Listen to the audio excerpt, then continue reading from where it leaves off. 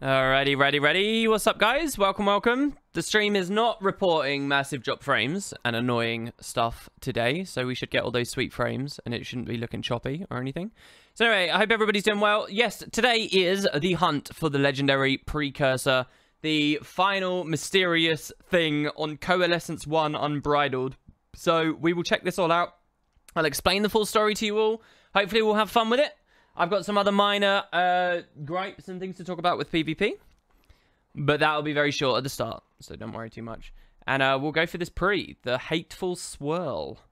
It's pretty cool. So, yeah, hopefully this will be fun. And I will be back in just a moment. I'm going to get some coffee. And hopefully you guys go do the same. Or, actually, listen, I don't have any in the house, right? I've been craving it for a while, actually, now. I'm really craving some popcorn. You know, like you throw it in the bag. You like microwave popcorn, you throw it in the bag, wait a bit, open it up, chow down on that. Salted popcorn. I'm majorly craving for that. So do me a favor. If you're listening to me right now and you want to have like some cool snacks and some warm, you know, relaxed things for the stream tonight, please do me a solid and get yourself some microwave popcorn and tell me all about it. Because that's what I really want. So anyway, you crave for ice cream. See, I never really crave for sweet stuff. Well, not never. It's just rare for me to crave for sweet stuff. Like, even there, when I'm talking about popcorn, I think a lot of people like drizzling caramel and chocolate chips and just sugary popcorn. Salted popcorn, man. Salted. Salted all the way. God damn. If you put a sausage roll in front of me or a cake in front of me, I'd probably pick the sausage roll. And cake is like if I'm going to eat something sweet, it's going to be cake. I'm not that into brownies. I'm not that into cookies. I'm quite into cake. If it's going to be a sweet thing. God, that's such a fat statement, isn't it? Oh, I'm quite into cake, guys. Yeah. I define myself by being into cake. Look, sweet popcorn's alright, but I'm telling you, most of the time I'll go for the savoury choice. Listen, a Greg's steak bake is better than most other things in that shop. And they do all kinds of, like, you know, sweet buns and stuff. You guys know what I'm talking about. Also, sausage and bean melt. Anyway, I will be back in a moment. Yeah, go get coffee, at least. Something cool. We're going to figure this mystery out. We're going to be the first people to get the Hateful Swirl Precursor ring. You're going to witness it right here today, baby. Oh, yeah.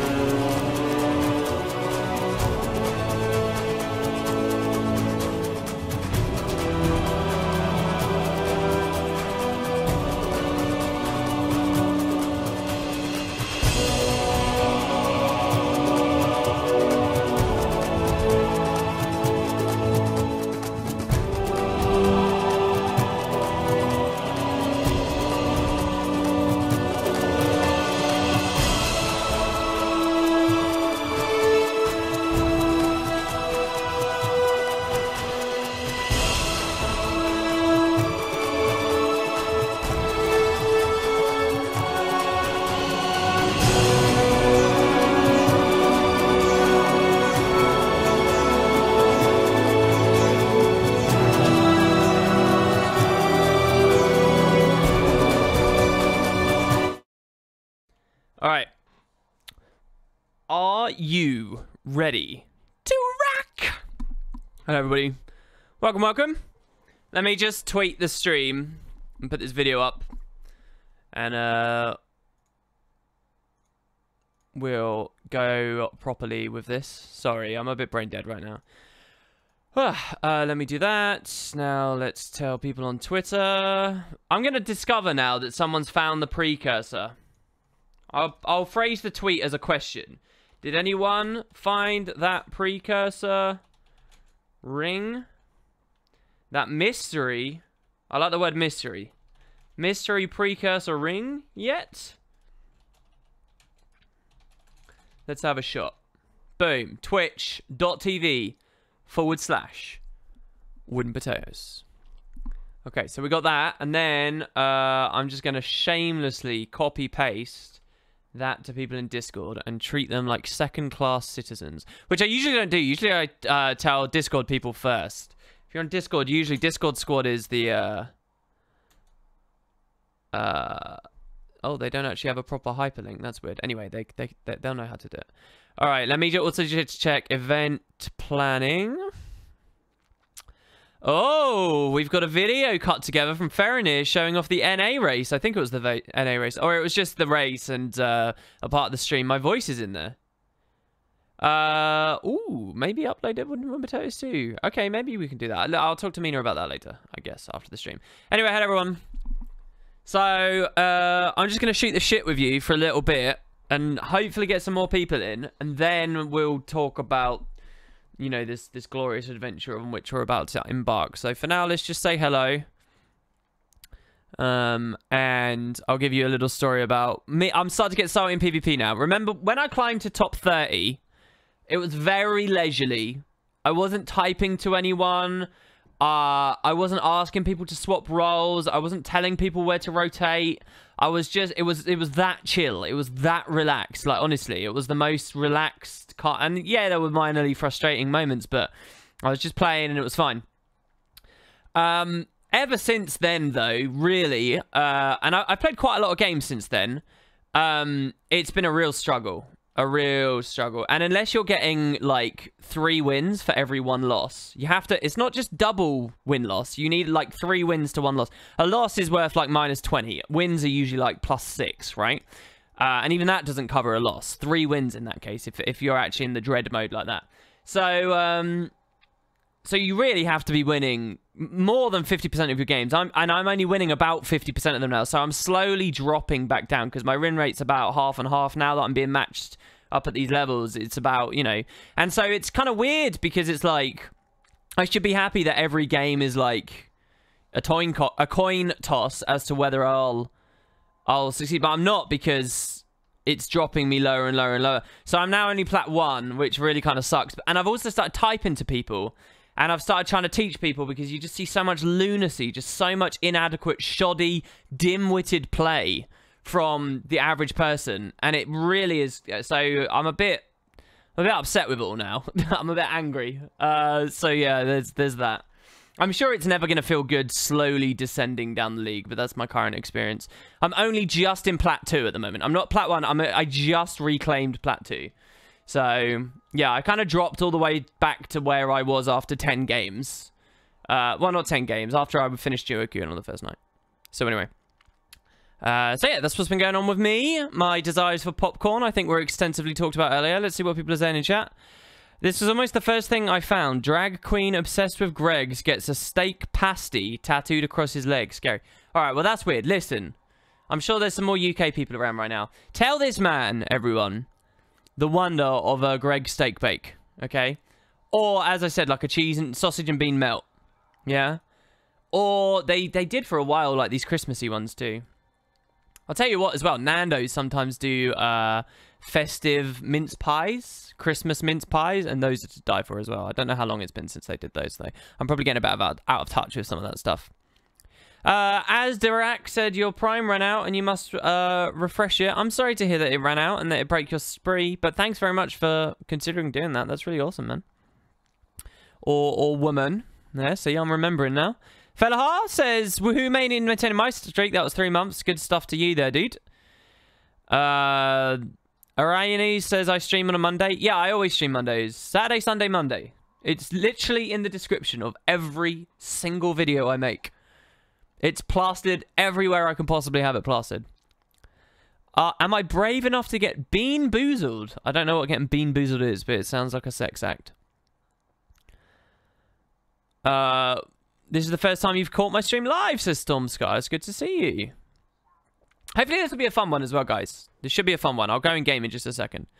I think you can see on Guild Wars 2 Efficiency or something, if anybody in the game has it, there was another thread on Reddit asking for help again with the last item of the collection. Yeah, as far as I know, for the topic of the stream today, it's the last... We'll move chat down there so you guys can see it. It's the last part of the collection. I don't have any of it, so we're going to be doing the whole thing. I don't know how challenging it is. If it turns out to be really challenging to do the whole thing, what I will do is I will... I mean, is there a lot of crafting? Can someone tell me? What we'll do is we'll just try to skip to the end. But see, I don't know whether there's a lot of crafting or not. That also reminds me, hold on, before I accidentally craft some of them, to deposit some ectos into Spud. I'll drop them in Spud 1 for now. Why can't you sub via Twitch Prime? Your previous sub definitely ran out. Did you sub to someone else? I don't know. I honestly don't know why that would be happening. WP messing up his Discord link. Yeah, I did indeed. I did mess up the Discord link. It's true. I should be desperately ashamed. Well, you guys get the picture. Alright, good. Alright, so that's the lottery tab. I know you guys can't see. I just don't want to fuck about too much here. Hold on. So let me just deposit those. 5 stacks. Saucy. Okay, good. And then linseed. Oh, it's not going to have linseed in the crafting, is it? That's going to be fine. Alright. Loss on the edge, your journey of self has come to an end for now. Yes, we will look into this. Okay, so I will talk about what's going on. WP is a PvP elitist. Proof here. You say that like you're being vaguely trolly as though it's a joke, but I don't even see what's funny about it. Not that I find it offensive, and the offense is what's supposed... I just literally think, is that actually anything of note? If someone's trying to PvP competitively... There's elitism ingrained in that. That's like it's a tautology. There's nothing in a comment like that. Well, of course, anyone who's being competitive is gonna have a semblance of that, aren't they? It's kind of weird. Like someone was in a ranked queue and they're like, "Oh, I can't believe you're playing Scourge," to another person on my team. It's like, well, they're trying to be competitive, so of course they're gonna run the cheesy stuff. Like, what do you think this is? Go to unranked if that's the style of gameplay you want. You know. Anyway. How goes the viewing? It goes. Bean Boozle is jelly beans that look identical, but one is tasty, like strawberry, the other is vomit. Something you eat one jelly bean at a time, and hopefully you don't get the nasty one. So you're talking about Bertie's every flavoured beans from Harry Potter, right? Indiel Yelana! I said your name wrong, I know I did. 5 months! Keep up the good work, WP. I love what you do. Thank you. That's really lovely. It's just an unfunny joke, said Shinriku. You're too serious today, never mind. No, I'm not too serious. It was just something I found interesting. Yes, WP, it's like that. But yeah, thank you. All right, so let's go in. Let's go and get. I hope you don't feel too attacked there, at least, Ailes. I really do hope you don't feel too attacked there, because it wasn't meant to be. All right. So let's talk about this ring, shall we? So hello to everyone. I'll take it from the top. The most... And I'm going to do the nerd... No, I'm not going to do the nerd voice. The most recent large patch for the game that wasn't the Winter's Day patch, because, man, shit's just moving too fast. Before Winter's Day, we had a triple release. Pretty fascinating. Now, the triple release gave us a new PvE map, the Domain of Istan, which I've never been on this Firebrand. It gave us a new Fractal, and it gave us a new Raid Wing. Now, after that patch came out, sneaky, in amongst all this other stuff and all the loot and all the things that Istan had, remember in the lore book UI and all of that crazy nonsense, there was also something else pretty profound. And it was one of the big selling points of the finale of Season 3, if you remember. When Siren's Landing came in, what was one of the most notable things of the Siren's Landing release, honestly, for people that don't care about story, which I think is a sizable and important part of this game, what was the most notable thing about Siren's Landing? I would say it was the fact that a new legendary came to game. Not a weapon, not a back piece, but an entirely new category, an item called Aurora. So why Aurora was really good because it gave people a reason to play and do a lot. It gave people quality of life who went for it. It's a cool skin or whatever. But most importantly, it was tied into Season 3, all of Season 3. And so people hadn't played Bloodstone Fen for, like, yonks. But when Episode 6 came out, it did this beautiful thing where the entire season was being played en masse by the player base. Like, you found tons. It was a beautiful thing that it was doomed to only last, really, for a few months until Path of Fire came out. But for that sweet period just before the expansion, you had all this hype and excitement for the expansion on the horizon. You had all the Heart of Thorns. The preceding maps were very well populated, and the metas were being done. And the entirety of Season 3 had vast numbers of players in it. Like, you'd find loads in Draconis Mons, Ember Bay. Ember Bay actually had less. You could tell which teams actually did well with renewable content, to be honest. The men were separated from the boys at that point. But there was a lot going on, and it was really fun. So that was Aurora. That was an accessory. In fact, let's log on to my toon with Aurora that I think is my Mesmer right now. So let's... Or Mirage, I should say. So let's just have a look here and see what we've got. How dare you WP attacking viewers like that? Well, I don't want people to feel bad. You do feel a little bit attacked, since apparently someone feels in charge to lecture me about being unfunny nor clever. Not that I remember asking this person's opinion, but no problem with you, WP. Oh, you're talking about in chat. Yeah, be nice to each other in chat, guys. Be nice. Come on, look. We're just nerds playing an MMO that more people should be playing. Alright? So chill. Okay, anyway. There you go. I get to do my lecturing. I'm a hypocrite. I get to do that. So here, check it out. Aurora, right? Why did we deliberately and specifically come to this? Anyway, yeah, it was an accessory, yeah? Well, now the devs have added not another accessory, because remember, we could equip two. Not another accessory. They've added a ring. So this is of particular interest to me. Rings were the first ascended items to come to the game. And the idea of a legendary ring being acquirable is kind of interesting, because it's like, what will it do aesthetically? Is it just going to be like Aurora, where you get like some form of orb or effect floating around you? Like, oh, Aurora has an on-sheath kind of effect and all this kind of stuff going on. It's got a slight pink glow. That's what's going on here. So, you know, it's got a lot baked in. And I like the idea that the ring might have a lot baked in as well. So it's very exciting. I think the only thing that's more exciting than this is a legendary aqua... No, not an aqua breather. A legendary amulet, all right? I think the amulet would be a very interesting slot for the devs to eventually add. But so far they haven't. Who knows? That's something probably they want to keep in the back pocket for Cantha or something. I don't know.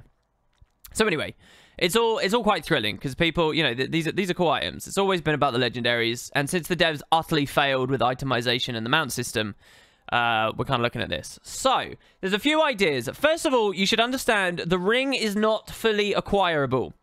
And if people find themselves asking this later on in the chat, you actually can't get the legendary ring. Not right now. Not today, December the 18th, as you sit or stand watching me win potatoes, or you're on a train looking at me on your phone or whatever. It's not actually available right now, okay? But the Precursor is. And funny enough, Aurora did also have a Precursor. But Aurora's Precursor was like, as far as I remember, you got the pre and then you instantly had the whole thing. It was like a really weird system that they had that I don't think was very good for the Aurora crafting. But anyway, so the pre supposedly is available. And how does that start? Well, it starts with the triple release and the inception of Season 3. So what I think that I actually think the devs might have made a mistake. And let me just do this discussion here first of all. Because some of you will have been thinking I'm being a bit rambly mentioning this golden age with Season 3. Where everyone was playing it. They all played it because of Aurora. Nobody knew to anticipate Aurora during episode 1, 2, 3, 4, or 5. It was only when episode 6 released, Siren's Landing came out, Aurora was added, that people thought, oh, maybe I do want those currencies. Maybe I do want to do those meta achievements. Maybe I do want to go back. And it created this bubble. And I think, yes, it was only a temporary thing, but what's not in this game, right? What's not? It's not a truly dynamic world. It's not a sandbox. We all know this, right? They're too forgiving with... Look, we don't have to get into those rants. So basically, I thought that Season 4, they should do it again. They should create that bubble again. Release the maps. Have the maps themselves offer replayable content, like new currencies, new tonics, new minis, new methods of farming, blah, blah, blah, blah, blah, blah, blah, blah, blah, as we've seen lots of from Istan. Do that. Let the maps, the teams individually do that. And then at the end of the season, once again, just like they did with Aurora, at the end of the season, return to a big overarching thing. And create that bubble for the, you know, the start of Guild Wars 2 Cow or whatever. But I think they haven't done that. And, you know, I don't claim to know better. I think what they've done instead is they've said, well, look, Aurora worked well. Let's just do it immediately.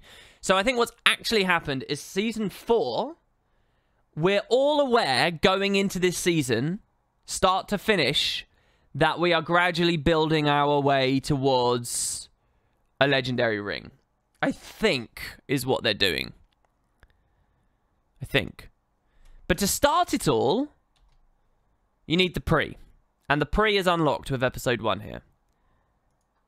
Supposedly. So, there you go. You all understand now. That's the full story. So we'll go to the legendary trinket section. This is all the Aurora stuff. Each one of these boxes represents a release, basically, plus an extra one to get the pre. Or to finish it off, or whatever it was. So, when you beat a raid encounter, I think it's any. Mine was a Wing 5 one, right? When you beat a raid encounter, since the triple release, players noticed Coalescence 1 Unbridled unlocked. Now, what does this mean? It means this is locked for raiders.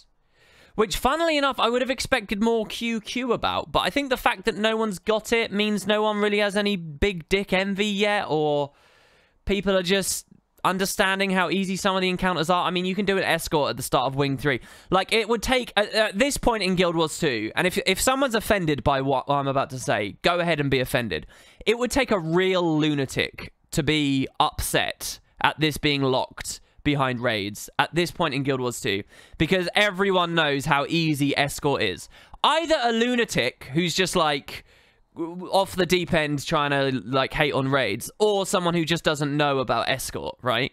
You know, that's the opening of a wing. It's really easy, and paying for runs and all that other stuff. So maybe this is why there's no QQ. Maybe people are wising up. Maybe this weird grassroots raid resistance situation that seems to be you know, shown off, I guess, on Reddit more than most other places. Maybe that doesn't really mean anything. I don't know. Maybe it's whiling away.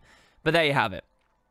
So, so you have to do an encounter to get this. Personally, my lunatic comments aside, I think it's genuinely a good thing. I think even if raids were difficult, all of them uniformly were tricky to do, and you needed to invest massive amounts of time, it was impossible to run them, you needed that full group, LFG didn't exist, all of these things, right? Even if all of that, I still think this would be a good idea, because I am of the opinion still, and I know I butt heads with a lot of people here, I am of the opinion that legendary items should take legendary effort.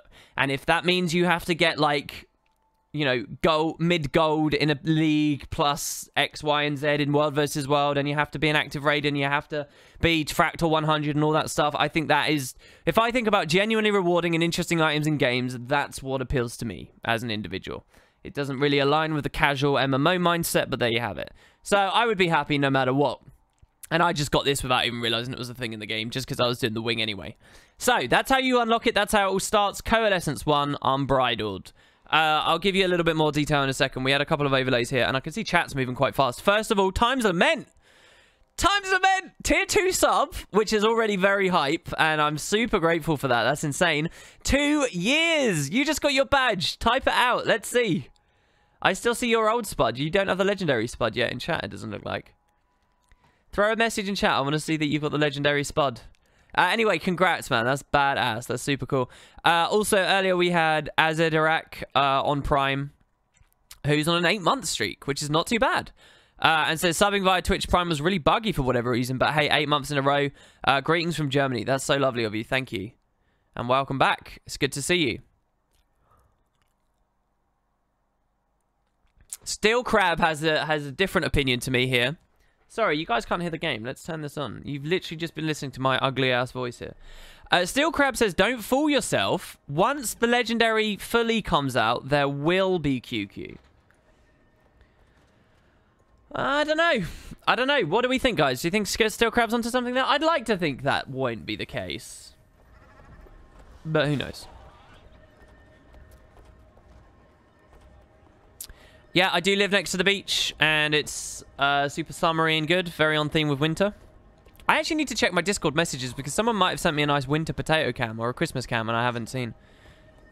Sorry, I'm just reading. I am reading all your messages, even if I don't read them out loud. I am reading them. I just want you guys to feel comfortable with that. Oh, hold on. Netco says to do anything with a precursor, you need to first loot from chests from Wing 5 bosses. Yeah, so it is only Wing 5 to unlock this. It is only Wing 5, is it? As long as... Oh, do I actually have to kill Doom to progress on this?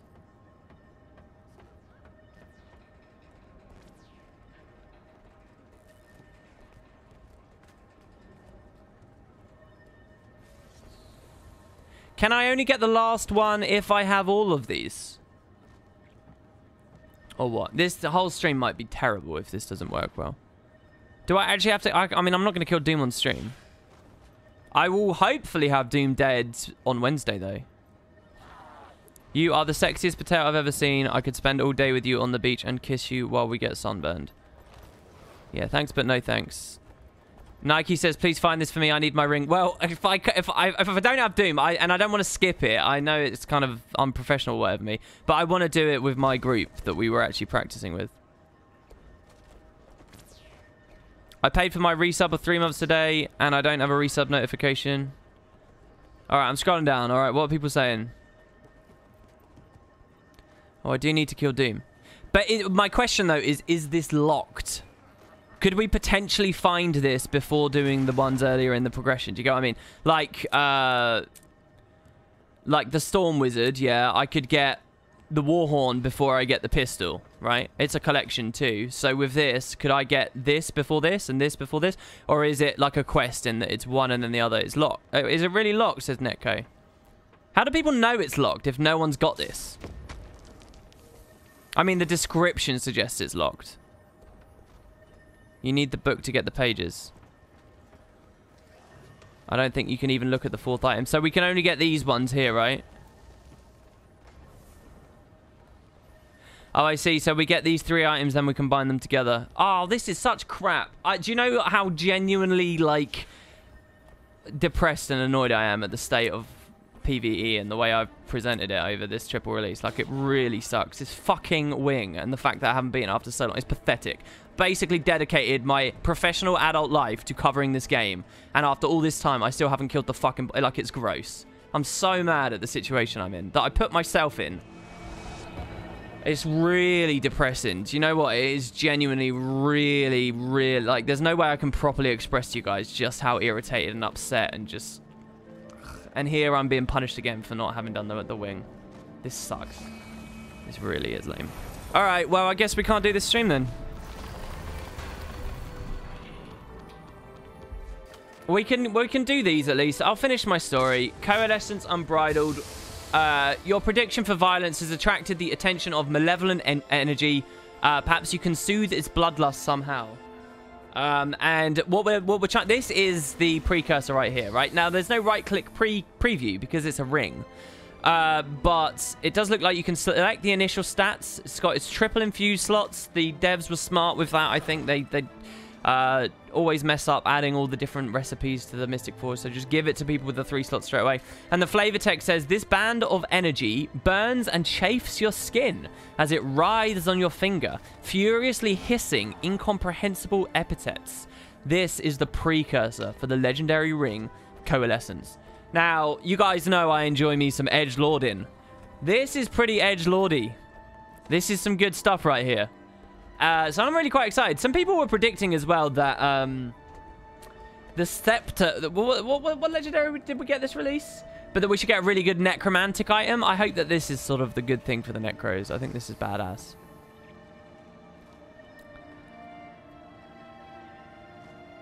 So I can't even get the first 3.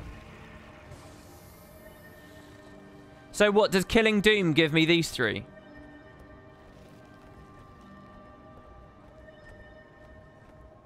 You can try to loot the chest from a cleared Wing 5 without killing Doom.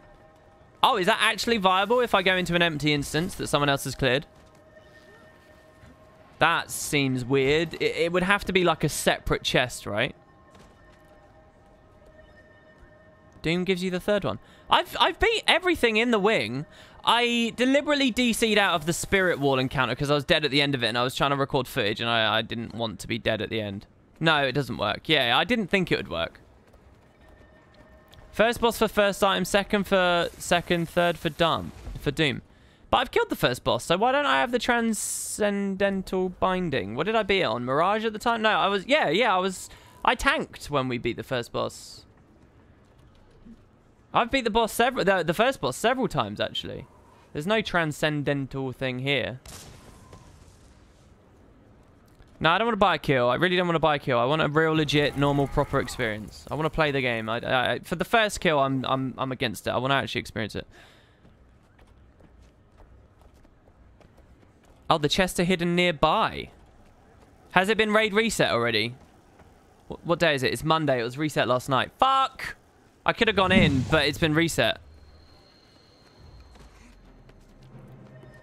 Calopritia says, how will you call our baby in 3 months? How do you know I'm expecting a baby in 3 months?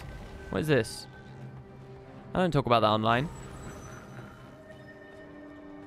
Alright, well, no, this is not a killing Doom on stream hype. This is a nothing stream then. That really... I might just turn this off, to be honest.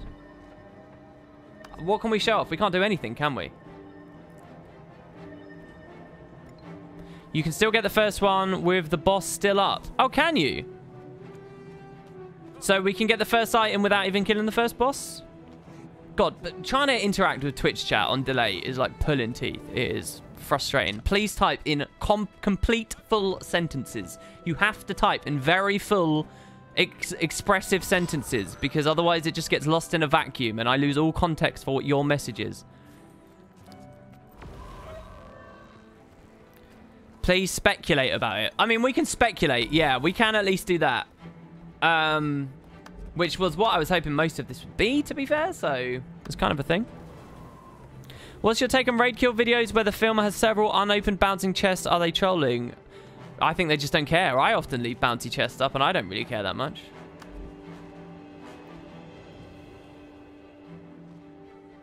All right, let's see here. If this stream doesn't make sense now, you could do Merciless. I don't have Merciless set up. I have a lot of mastery point icons cleared. That yeah, the only HOT one I still need, or core one, sorry, is Gold Fractal Master. That's it. And then I just need the new POF ones. Instead of going onto the first boss platform, go left. There is a chest to loot. Is there really? Let's go have a look then. Let's see. It can't hurt to see. Ham says he could give me a cleared wing 5. That's really cool, dude, but I don't know whether it actually helps. I don't know whether we can get all the items, can we? Yeah, when I used to PvP, I used to just leave all my bouncing chests, all of them. It's not impressive, but I really hope this isn't my final visit here. Head into wing 5 and go straight. Fly over the gap. There's a chest like the torch. Well, I know about the journal, the chick with the journal.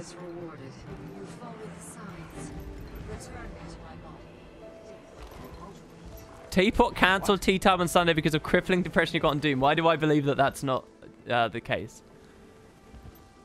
I mean, I know about this, but there's not a chest here, is there? This is not... As far as I know, says Dark Flames, the chests only spawn after you kill the bosses. Well, look, I will go in to a cleared one. I'll join Hamato's squad if he's already cleared it. After reset last night. We'll go in and we'll have a look for the chest there. But I mean, if that only helps for one item, I don't know. Hello, Ewendell. It's good. Turn off Swift Rage, not on my stream. Thank you very much for the £5 there. Thanks very much, Hamato. As always, pulling through for me. This also, apparently this also won't work. It needs to be a fresh kill, which is what I would assume it to be. But if we're talking about not the chest on the platform, but we're talking about a separate chest. Obviously, this one won't spawn. Obviously. That was never, you know, being disputed. But if this is a bonus chest, yeah, I can see it has spawned. So the people in chat are wrong. Well, the people who were saying no. So yeah, it has spawned there. Hopefully I can open it. They might stop us here. Yeah, there we go. Listen, the guy. Some of you were given terrible advice there. You thought it was coming from the big chest. It doesn't come from the big chest because I've cleared that boss. I've cleared this whole wing. Except Doom. So I would have had that item.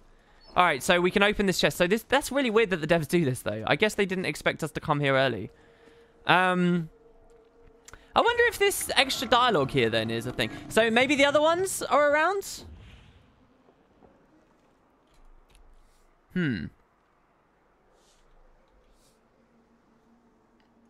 All right, so let's see here. Collections. Legendary trinkets. So we just get this. Is it double clickable? Is it an actual book? Does it use the book UI? Transcendental. No, it doesn't. It doesn't even use the book UI. That's a shame. All right. Then there's Transcendental Ink and there's Transcendental Parchment. Do they also spawn inside chests?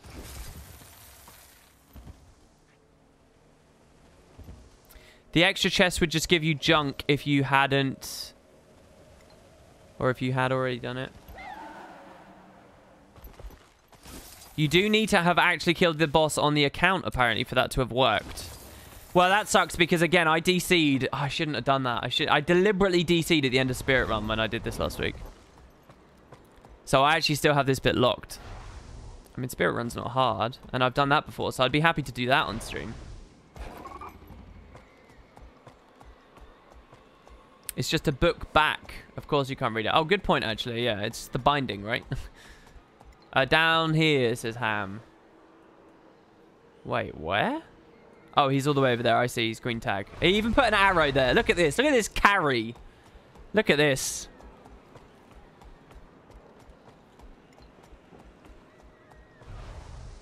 All right, let's see here. I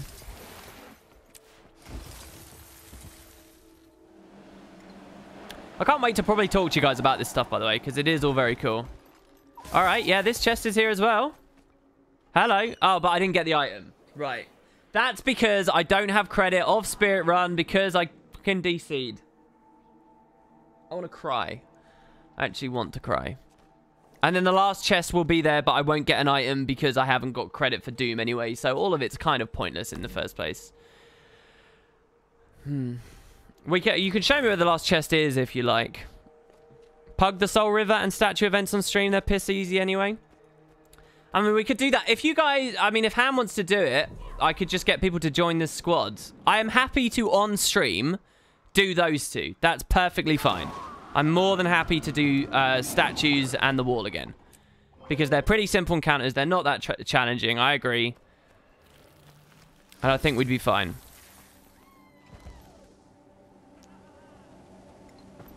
There is another, but Ham doesn't know where it is. Look at all those PvP completed achievements. Yeah, it's all been PvP for me. All of it. The past while. And my account is perpetually in a state of world versus world being the nearly completed, but I actually have PvP ones appearing now. So one more faux fire win. So yeah, Ham, do you want to do this maybe? We would also need someone to open the Spirit Run. Oh, he says over here. Because I haven't cleared the first boss I haven't touched this wing since reset. This is so awful. Congrats on the second pinnacle weapon. Which did I get? Oh, I think that was ages ago I picked that, wasn't it?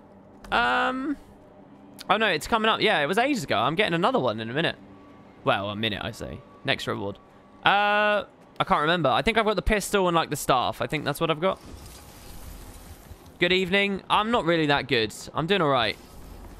We will speculate on the last item. So anyway, yeah, basically, guys, you do this. It's all easy. Everyone's got it all until the last item, okay? The last item just says your journey of self ends here. Here you go. Your journey of self has come to an end for now.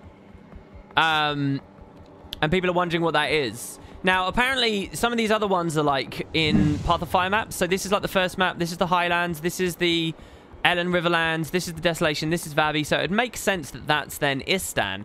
But the clue about your journey of self, it doesn't really make any sense for Istan.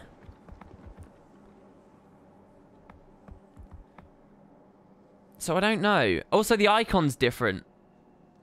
When I first heard this in a vacuum, I thought like Augury Rock Hall of Ascension. Because that was kind of like a journey of self and it had the doppelganger and all of that. And I also thought like the Khalid-Bolg current event thing was kind of a journey to look at yourself. You know, stuff like that. But yeah, I'm not entirely sure. All right, oh, well, hold on. He's over here. So I did want to have a proper talk about it, but without the context of the rest of the collection. And half the fun of this was going to be getting the collection. Journey of self, personal story. It's unfortunately. Maybe the story instance where you die. Yeah, that's an interesting idea.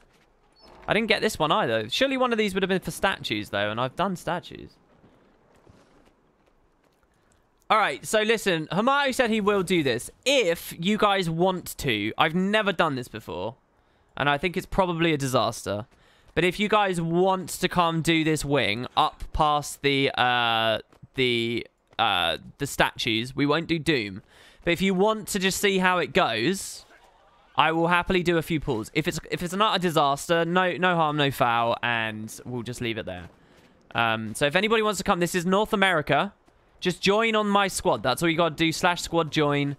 And then my character name is going to be Lys, 3 letters, LYS. I don't know what...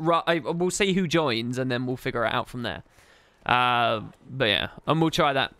And in the meantime, we'll talk about some meaningful stuff while that all filters in and sets up, if it does. If nobody joins, as often happens on NA, we'll leave it. But we've got 4 people so far already, even though I've hardly finished speaking, so we'll see. Anyway, did you kill Doom? Otherwise, you will kind of screw yourself if you open the chest. No, I've never beat Doom. I'm about 50 or 40% health Doom. I've only... and again, it's because I do very limited hours. I do very limited hours of raiding now. So, I mean, every week I've gone in there, we've made really solid progress and gone further, but, you know. Ventura Light says Lys. Yeah, that's my character name, LYS, 3 letters. Thanks so much for the couple of subs there, guys, as well. Jesus, 3 of them in a row. DEEGTV, Chili Ruse, Nature Def, who throws the high horse out. That's good stuff.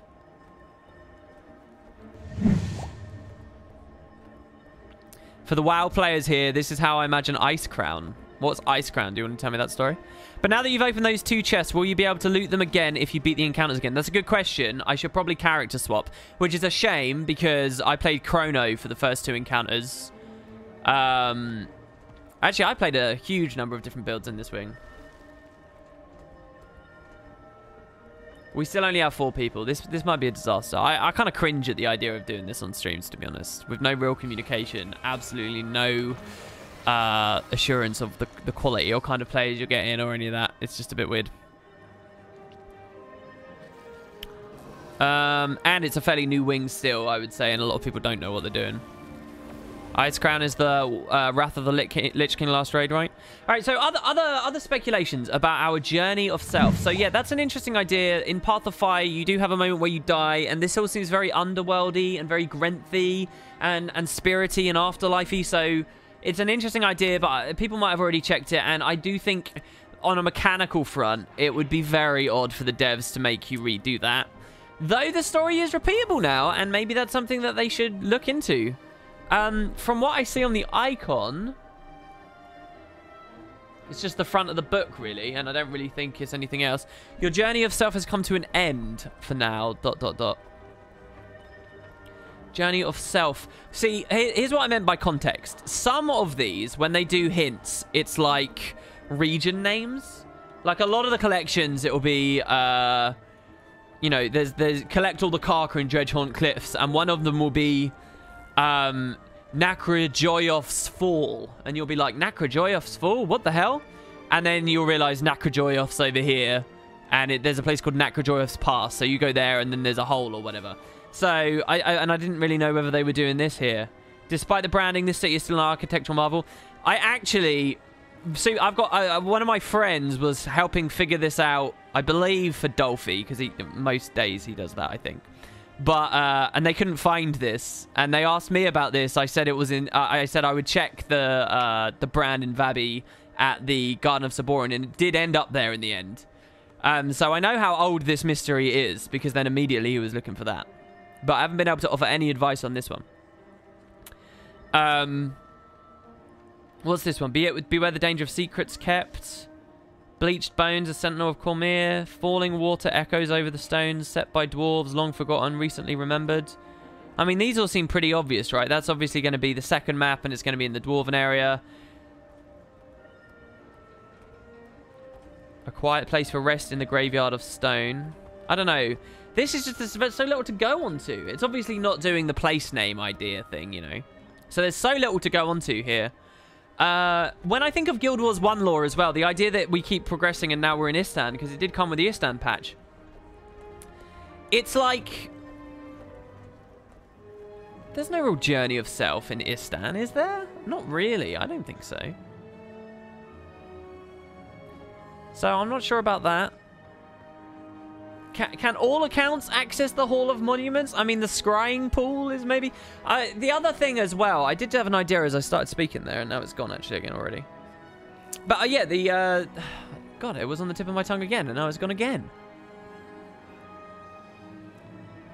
Yeah, sorry. So what if it's just like going... It's your journey of self? What if it's where it starts, back in Lornar's Pass at the start of the raid, right? If it all begins with the new wing, what if it's all about ending at the wing? We just had a duck. I can't believe it.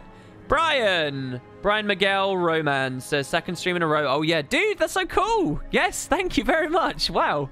For what I presume was $10. Thank you very much. Yes, all accounts can get it. They can all go to the Hall of Monuments.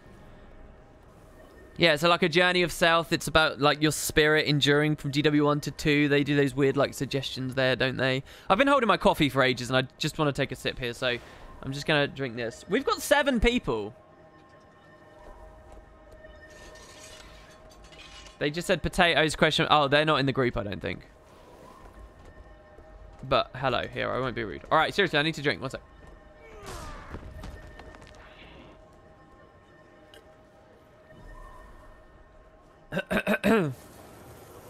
So the way that I've beat this encounter was we'd had 2 chrono tanks, of which I was one.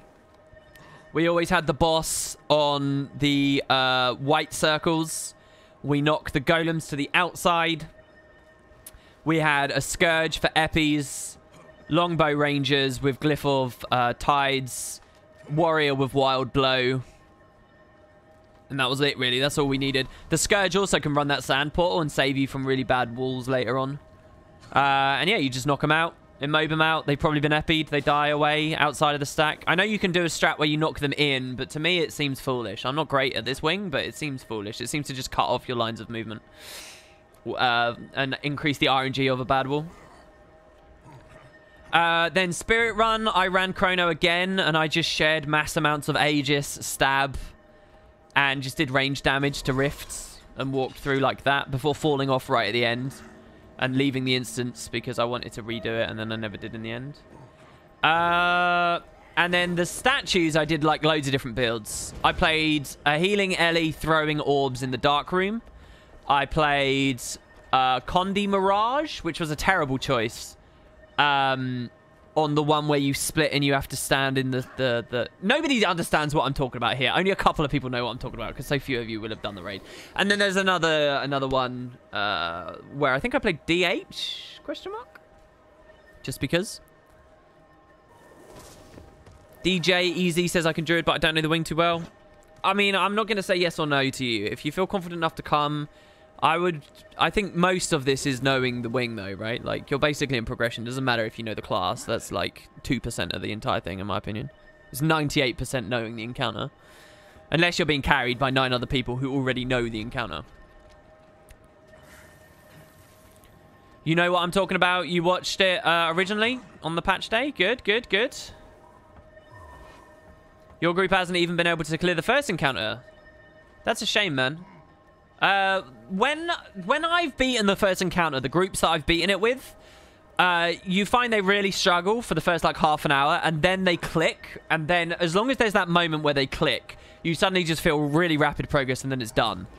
And then I've had other groups where that moment of clicking just never happens. People just don't... They just never figure out how to knock back or whatever, and you could just go and go and go, and it just won't happen, you know? So I think there's a bit of a weird thing there, but... 2 very distinct experiences. Oh, Fellahar says I got to head to work. Have a great night. Well, yeah, hopefully this will be fun. This is a really weird stream. I mean, I think the only time I've ever streamed raids is with Matt way back when on some early VG pools, when that was all that was available as well. You can even go to Gorsable. It was the beta. And I remember very clearly, I will make one point, by the way. I remember very clearly someone in chat way back then was consistently saying to us, listen, guys, assign individuals to go to the green circles. Assign 4 people to do it. And they kept saying, please assign people, please assign people, please assign people. And we're like, no, we'll just do it as a free-for-all. And, of course, what ended up being the smart thing. Oh, yeah, I have streamed raids. You're right, 0 to Hero. Yeah. I always forget about that. That was a huge project, and I always forget about that. Still waiting on 3 people. In the meantime, I guess we'll talk more about this. Some other ideas, but without having done it at all. So here's another little bit to the story that I'll add on this, like this mysterious precursor. The devs, let's be honest, don't have a good track record for this kind of thing. In 2012, 2013, there was an item visible in the wardrobe or as a skin. You could ping it as a code. It was a staff, okay? And this staff, unlike all other staves in the game, except a Halloween skin, which was super exclusive from the Black Lion store, this staff looked like a scythe. How exciting is that? It didn't just look like a scythe. It looked like it had like gargoyles and stuff. It was really badass. Very exciting item that we eventually came to know as an item called Final Rest. The devs assured us on many occasions that despite the fact none existed, that it could drop, that there was a place interior to acquire this amazing scythe stuff. And we went mental looking for it. Mental. I specifically remember I farmed the Eye of Zaitan in the Straits of Devastation, believing it was a drop from that meta because nobody ever did this meta. Several times. It was quite hard as well at the time. People used to get the A-bomb full of enraged stacks and stuff. I remember doing that so much for so long. And then finally, the devs realized that, oh no, we were wrong all along. It's not available. It's bugged. Turns out, super boring. It was just supposed to drop in the Shadow Behemoth. And even worse, when the devs re-enabled it, instead of keeping it as a rare, prestige, interesting story for the game, which is absolutely the right play to make, they just made it drop like fucking nothing and like candy. And it was one of the most disappointing things that I've experienced in this game. To the point where now Final Rest is worth 19 gold with today's inflation levels. And it's been worth a lot less than that. So, I mean, just sad stuff. That's not it. Although we had a repeat of it quite recently with one of the current events achievements. And so now we look at this precursor and they say to us it's available. They say to us we can get it. And it's kind of a sad thing to acknowledge and to drag the stream down with here. But there's a chance we can't. There's a chance that people, smarter people than me, who have been more enduring in their pursuit of this than me, have gone and done the right thing and they've just not got it. Unless we see someone on Guild Wars Efficiency with the goddamn precursor, maybe there's a grain of salt to be taken here. And I don't like holding the devs hostage over old, like, mistakes. You know, like, the Final Rest thing's like 5 years old now. It's like, come on, get over it, WP, right? I don't like doing that, but bear it in mind. So it's another little part of the story. Who knows?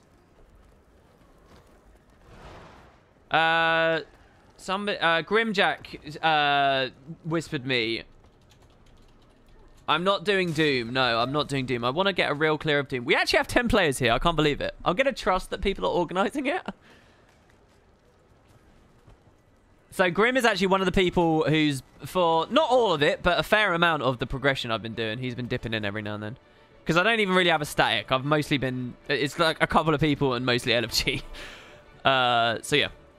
So Ben Lubar asks me, does anyone have all of the items other than the last one? Yes, they do. Everyone has everything except the last item. So, and yeah, that was kind of interesting. I saw a dev over there as well. Usually it's only on patch days I see a lot of devs.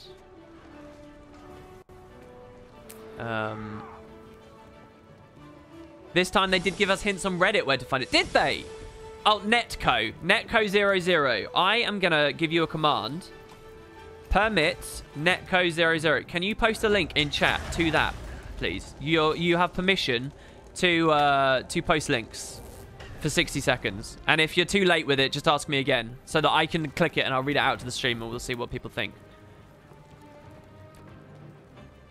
Oh, there you go. Nice. Look, he's on the ball. Everybody give a round of applause there to Netco.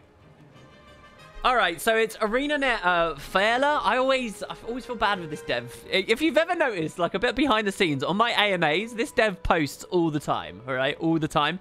And on the AMAs, usually I say, okay, so this is a post from ArenaNet Brian or whatever, right? When it comes to this dev, I never say their name because I don't want to pronounce their name wrong. How do I say that? F-A-E-R-L-A. Fairler? Farler? So is it some weird Irish inflection there that I need to get? Holy shit, we had a big donation a second ago. Sorry, hold on. So the hint is this. That we all seem to be pretty close to the edge on this one. And the top speculation from Reddit, courtesy of Reddit in response to that, is close to the edge like an orgasm. Must be in Joko's harem. So, thanks very much to that contribution there from Rove. We seem to be close to the edge. Wow, people are literally throwing themselves off of cliffs where Gwen is and stuff. Edge of the Mist, Destiny's Edge. What else is edgy? I don't know whether it means that necessarily.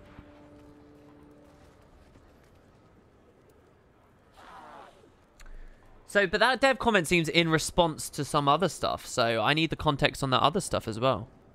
There is one more hint. I'll link it as well, says Netco. All right, I'll permit you again, dude. This is about the only thing I'm good at on Twitch. People are thinking Glint's Lair, but I think it's been thoroughly explored at this point. Glint's Lair. What's a journey of self and reflection in Glint's Lair? I'm not really sure about that. So the other hint is Fairler again. Says, I like the way you think.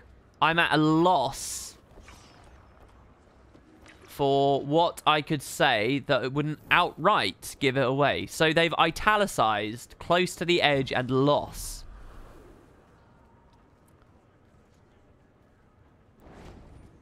Man, this is really exciting.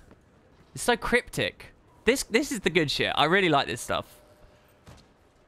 It makes me sad to see people there going, oh, it's just annoying. It's just annoying. Come on, where's the magic in your life, man? Where's the magic? That's really curious. Wow, we're actually in. I can't believe this. We're doing this. Oh, network error. Did somebody open it on EU? Is the one person in there this EU guy? Yes, it is. Fiery Phoenix. You can't play, dude. You're EU. Get out of here. We need a 10th. Sorry to whoever that was, but don't blame me. Blame the devs, I guess, for the EU-NA split. I really appreciate your enthusiasm, and especially if you came on a certain build and you wanted to do, you know, your bit there. I'm really sorry. We do have a space for one more NA person, though. EU more like PU? Listen, EU is, as far as I'm concerned, the superior region in all respects. Dirty NA wannabe? Maybe, maybe. Didn't Air die on a high cliff in the jungle? Yeah, well, not really. I mean, a high cliff in as much as all of VB feels like high cliffs. Because it's just, you know, the big trenches cutting through it. Close to the edge. See, the Earstand thing, you got the Astralarium, and there's the idea of ascending and becoming closer to the stars, and those are kind of sort of introspective rituals and stuff. And I don't know, though. That seems like such a weird reach. Close to the edge. Close to Destiny's Edge. I will be really curious when it's found how those hints work. If it just ends up like gobbledygook, I think people will be really mad. And it's going to be great. I'm going to eat some popcorn with that. So Nike's on board with the Istan idea.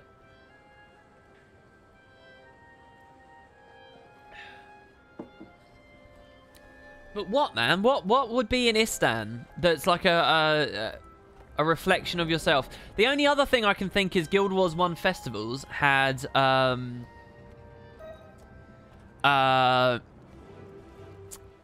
Winter's Day in Kamadan, and it's Winter's Day right now, but I doubt that matters. But you had the fight of the gods and Grenth versus Dwayne, and Grenth seems associated with this wing and associated with the collection and the ring, so maybe. But I mean, it's insane. I know that that's insane. Maybe it's in the court where, you know, we had the trial for whether our attack on corner would be justified in the early in the Nightfall campaign. We had to call forward our witnesses. Yeah, the cost chamber's an interesting idea. A bit spoilery for this patch, but I'm not sure about that one either. So Hall of Chains, what am I playing here? I'm happy to go Condi Mirage. I don't know whether I have everything set up, but I really like Condi Mirage on this because it's easy mode because of jaunting. If a wall comes, you can just jaunt over the wall and it's like super, super comfortable.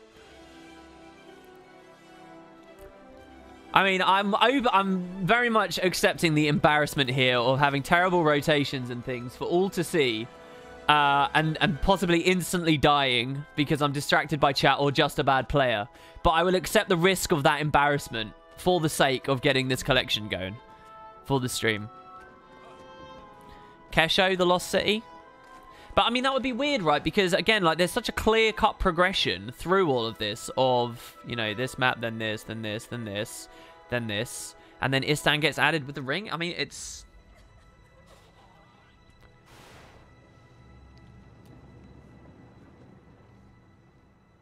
All right, let me just read chat. I'm actually going to throw my chat up for you guys to look at, okay? If you want to use Spud Discord, I don't mind. I personally don't really have the stream set up to use Discord, and I don't like the idea of using it on the streams unless I can find a way to cull various conversations out at will. And because I don't have that set up, I don't want to do that. That's sort of been a very, you know, long-term thing that I've wanted to do. So anyway, what do we got? NA is a meme for other games. Just NA, EU, trash talking. I think they're just still setting stuff up. If someone wants to come with me with an explicit instructions for a build to play, I know that early days people were running Soothing Mist Ellies, and I do think it's extremely strong with the Arcane variant for the Reses, but I don't know. I also just like bouncing protection, and I think that you don't need the Ellie. But it's up to you guys what you want to do. You're already judging... Well, this... I don't even know if this is a build that's set up right now. I'm already judging your trait selection for Mirage. I'm just a quantify slave, though. I mean, you can tell me what to run, because... I make no claim that what I am actually running is a build of any kind. This is just what I've intuited. This is not taken off online or anything. I think this is pretty reasonable, though. I don't know whether sigils are set up. What am I on right now? Berserker Runes, Malice, Geomancy, and Pure Vipers.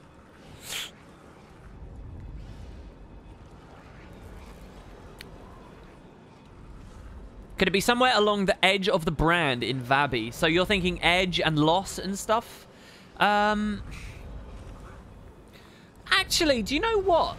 I find myself thinking about that story instance again, because when you die, not only are you in the underworld. Oh, dude, surely it's somewhere hidden in the domain of the lost. Surely, because there's a huge part of that. Let me just remind you all. I mean, the only reason I think that this can't be true is because someone will have checked it. Someone has to have checked that, right? Look at this. Your journey of self has come to an end for now. What is that instance, literally, once you're dead? That entire instance is a journey of self. It's looking at the history of a character and the story so far. That's what it is. Someone must have done that instance, right? Run Condi Mirage. The clone build goes up to 33k on Solosaurus. Stay on it.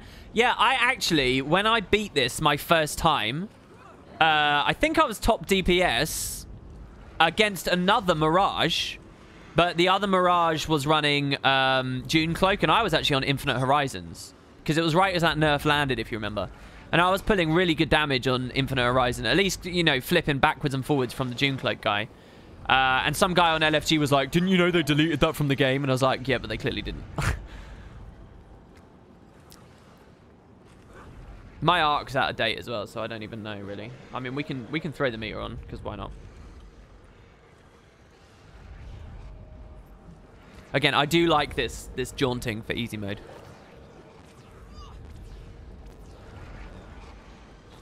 I mean, if we're running the Infinite Horizons version, it's not this at all. We go Chaos instead of Illusions. And then it's like...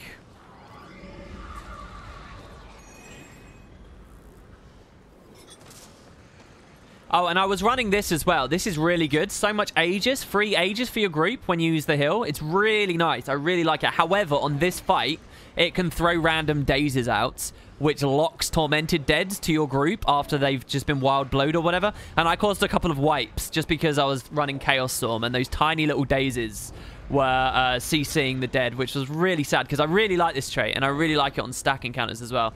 Just random free Aegis proccing is cool. So I think I'd run something like this, and then I think I'd run like this, obviously. The minor is really what you care about.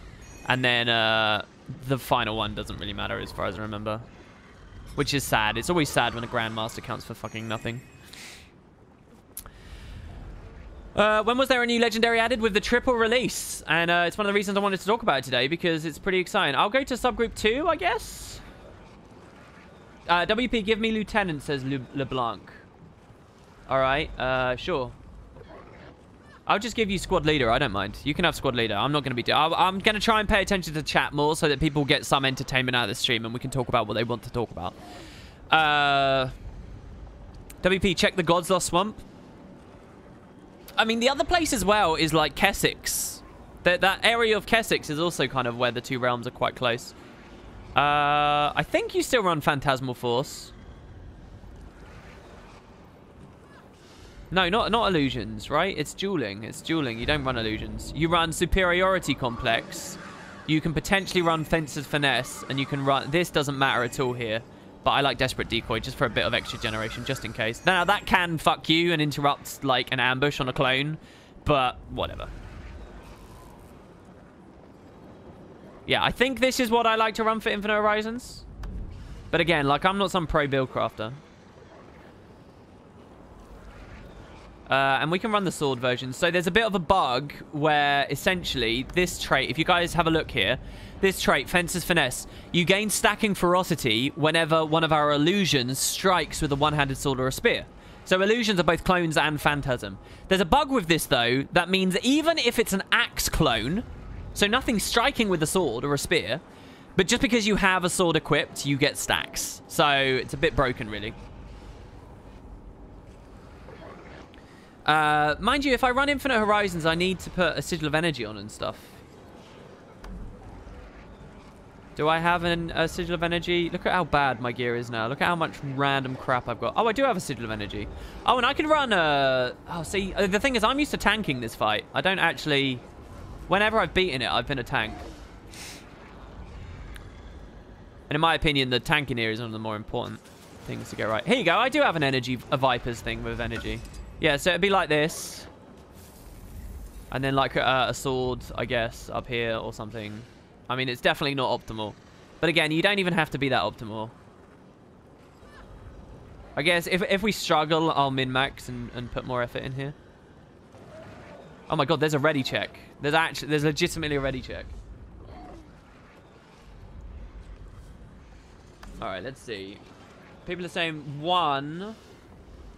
Oh yeah, obviously, self-deception's important. Yeah, without that, our damage would be awful. Infinite Horizon, Mirrored Axes. Or Protection on that.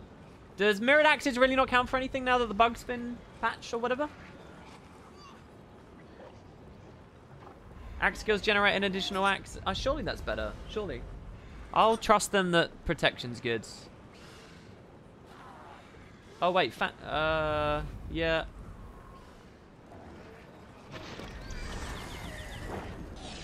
Why on the clone build would it be dueling 3? Why would we want duelist deception? I'm sure duelist deception would be crap.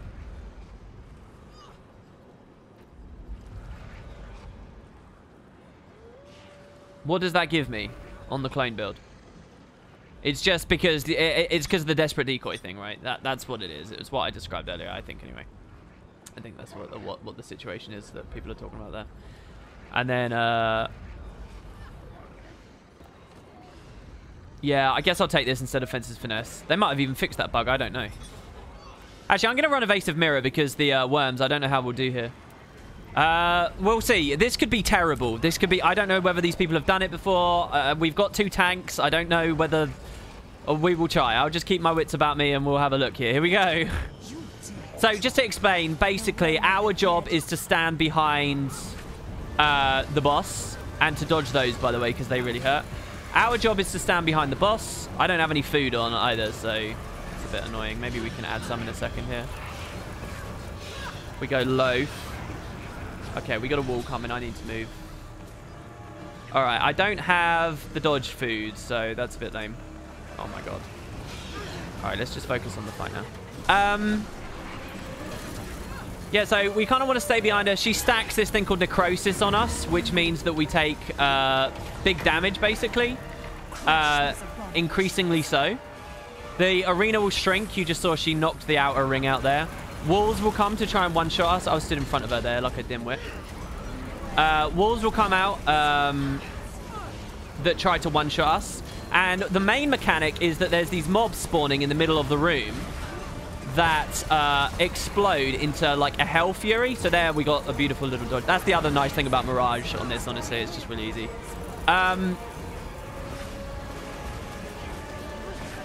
So you see that red circle there? That's like ultimate death to be in that. So what we have to do... I'm going to stay here for my mirror. So what we have to do is knock the mobs away and kill them away from the stack. Like so. You saw that that one got pushed. Now they're going to get clipped by that red, so we need to move ever so slightly. See? It's on the stack, and if you watch people's health, they might get really hurt here. So that's the little sidestep animation. I'm quite scared of my Axe 3 there. So you see that guy's dead. It's because he's in the red ring. We've got a wall coming, so these guys need pickups.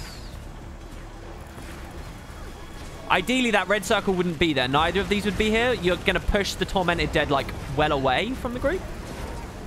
And again, I know I'm not rotating optimally. So there we have to dodge at a very specific time there. Otherwise, we get owned. So there's CCs as well every X period of time. There, I almost fucked our group. Because for a CC, I dropped a Temporal Curtain.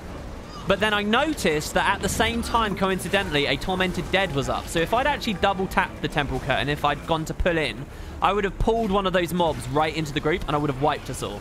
So instead, I didn't contribute to that CC bar at all, and I just left it. So that dead there's really scary. We need to move. There's a wall as well, so we need to come all the way over here. I walked into the Scythe and got my boon corrupted. Which is bad, so I'm going to jaunt over the wall to stay alive. Everybody else got wiped by the red ring, which we ran away from earlier, so we're just going to GG now. If everyone else had noticed, they could have come with me. But yeah, so that's the whole encounter, really. I think I've just described every single mechanic. The really fun thing about this that I quite like is right at the end of the fight, there's another CC bar right at the end, which the devs hadn't really done until now. Let me actually put some food on, sorry. We were okay. We were third on the damage. Sorry, the meter is here. My meter's out of date, though, so I don't actually know whether that's right. For single... Oh, I don't know what we got for single target. It doesn't really matter, actually, on this fight. Let me just check. Yeah, here you go. Endurance, regen, and quality tuning crystal. I think something like that is what we want, I think. So I'll try and play a bit better now. So again, we're going to just try and stand behind the Soulless Horror. While so the other thing that you guys don't know about at all here... Oh, I still have the wrong heal on as well. I could be using a better heal here, and what it would do is it would give me another mirror. So we have a wall and we have to move, which is a bit unfortunate. I'm just going to try and keep damaging as long as possible. Our clones, it doesn't matter if the wall hits the clones, they don't die. Or any ads, actually, as far as that's concerned.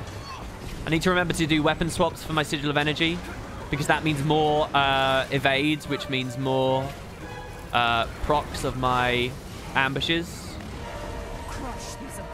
Here I'm also, you'll notice I'm spamming my jaunts. That's mostly just for damage, a bit of confusion of application right now. Later, I will save my last one, just in case there's a dangerous wall.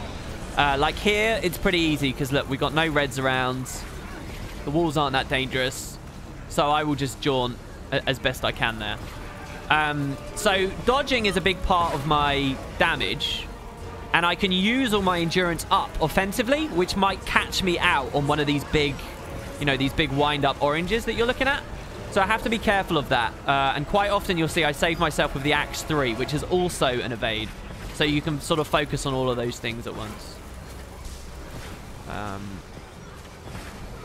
Now, as this fight goes on, our damage will comparatively keep ramping up here.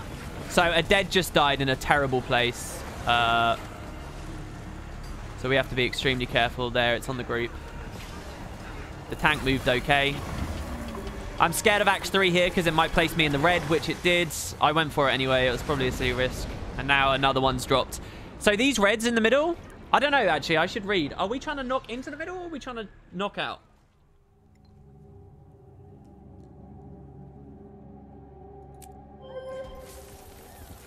I don't know. Right, now, so yeah, I'm going to run False Oasis here. Which we can use offensively. We genuinely can. And what this will do is it will drop a Mirage Cloak. So if we time it right, we can get an ambush with our dodges, ambush on weapon swap, and ambushes on our Mirage Mirrors too, as well as this one. So there's a lot of that stuff. I hope I have the right signets on as well. So here, by the way, you'll notice I'm engaging the fight by using the Axe 2 once. That spawns a single clone. And then what I'm doing is I'm using 2 jaunts because I have a Mirage trait. That means as long as I have at least one illusion up, I'll gain more. Whenever I use one of the Mirage special utilities, Deceptions. So this kind of rotation on this build is sort of a game of pacing out. So we've got a wall coming, obviously. We've got to be very careful of that. It's a game of like pacing out the ambushes. Because you don't just want to spam. On Dune Cloak, that's a bit more okay with Sand Shards. But for this, what you want is you want to use it once, let your clones ambush, then use it again, let your clones ambush, then use it again. Here I'm walking into that mirror, right? So that you get that ambush every time. And your ambush as well. Your ambush is actually stronger than your clones ambush. I'm not being spammy enough as I try to describe stuff here. Careful of that Tormented Dead. That's not good. We need to move. We're not knocking them out fast enough. That's the main problem right now, as far as I can tell. And as well, people aren't noticing that the deads are coming into the stack and they're dying. So I think that's a GG because we've got loads dead. I mean, we could keep going if we want. So here's another one. I bet it's not going to get pushed out. Now, I can contribute with Temporal Curtain. So there, I tried. But Temporal Curtain feels really slow, to be honest. All right, to be honest, I kind of mentally checked out of this there, but it seems we're still going, so let's do it. Oh my god, that was really bad of me. Nice heal there, that was really good. Another one. Oh dear. All right, there you saw, all right, yeah, we GG'd. There you saw another thing. So the big wind-up tail she's got, it's actually 2 pulses of damage. One's on the inside, and then a second ring will pulse on the outside. And one of the most fun things about this encounter is learning and appreciating that, because when all hell breaks loose, you've got a small arena, there's walls around, there's reds around, and now she's using that. You need to remember that you can't just WASD to strafe out of it. You probably have to dodge, because that second ring will be the and it feels really good. It's really fun to land that and actually sustain through that. Yeah, I like druids knocking it. I've also played with druids that get kind of salty about knocking it because they want to stay on their staff and they don't you know, so that they can build as much CA as possible or whatever and support people as much as possible. So you know, I've also had people who swear other classes should be doing it more. Maybe I should be doing it more with Temporal Curtain. I'm just a bit scared of this skill, honestly. I'm scared that I'll double tap it and interrupt someone else's blowout that could go further.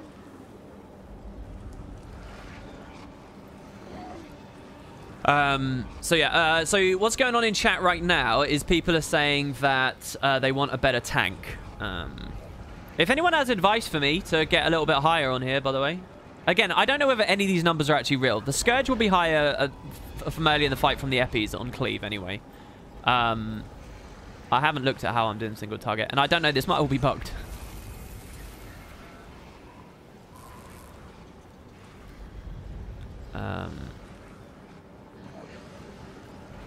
Van Gerwen says they can finally put their Longbow 4 to good use. I actually think that Longbow 4's had a lot of good uses for a while. Hey, in the raiding scene, sure. Yours is updated and looks the same, okay. Maybe my food could be better. Maybe I should be dodging more.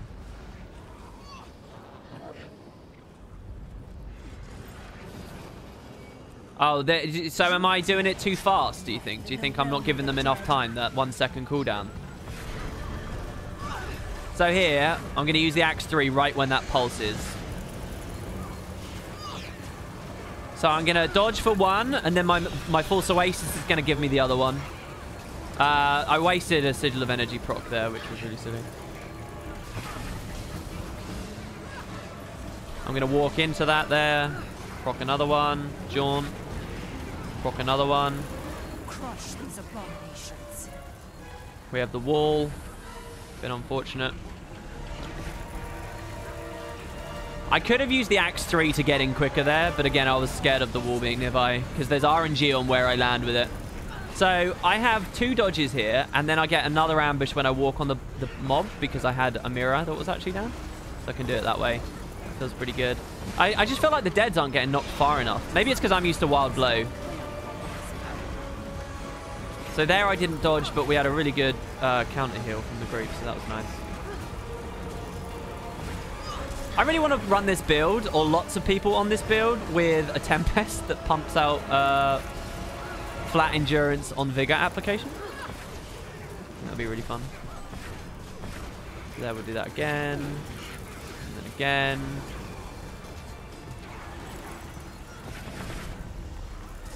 So there, if you watch the group, a lot of people got hit by that because they're not used to...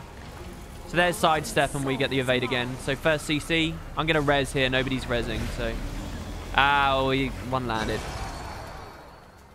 All right. Oh, also, you saw what happens when the CC doesn't go through. So that break bars are kind of an interesting one in that it's actually a really easy break bar. And if we struggle with it, which I hope we won't, but if we struggle with it, I can actually turn Jaunt off, I guess, and go Moa. But that would be sort of the last resort, I think.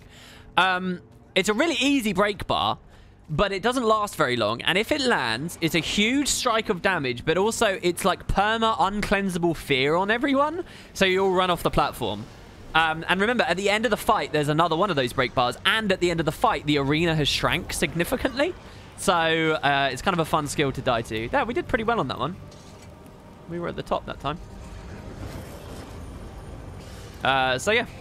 You dare draw breath in the realm of the dead.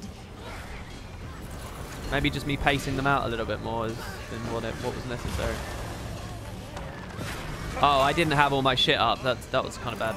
Oh well. Okay, we got a pretty scary looking wall here. Oh, sorry. My bad. How long was that going on? My bad.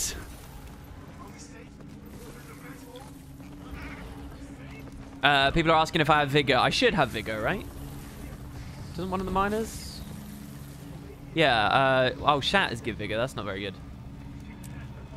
Alright, yeah, we need one of the tanks to grab the red rune. Without the red rune...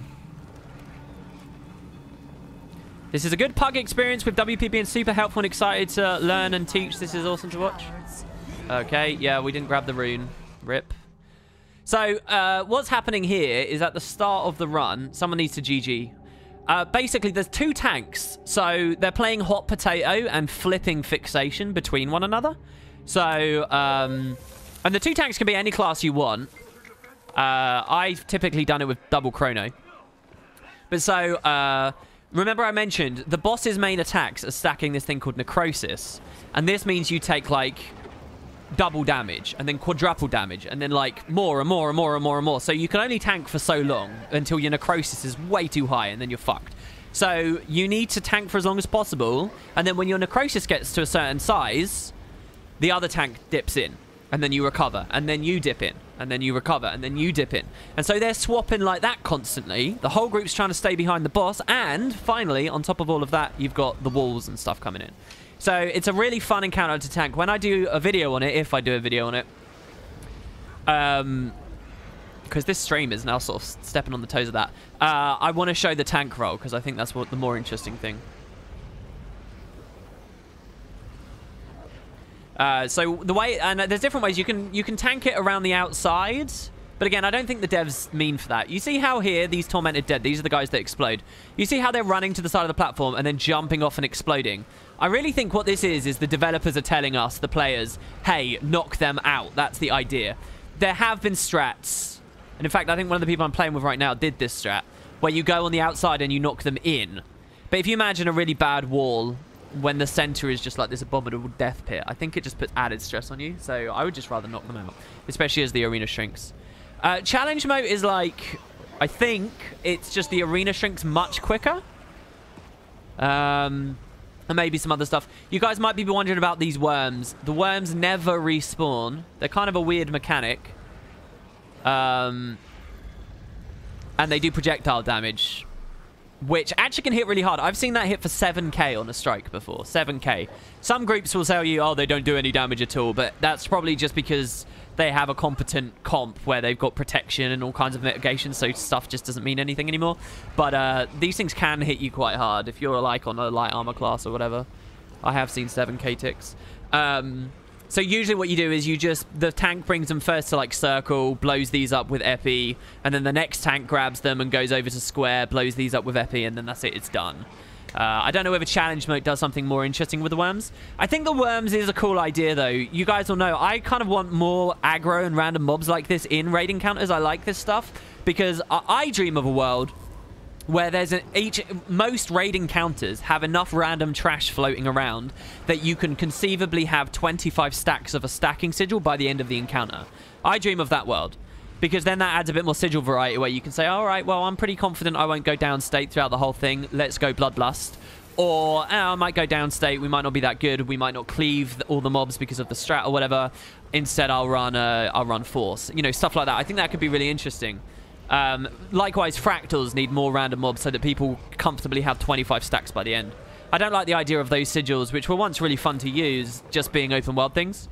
But I don't even know whether these worms proc those kinds of sigils. I haven't checked. Again, because I don't know shit about this wing. Barely played it. So, yeah, plenty of time on the food. We need to GG, apparently.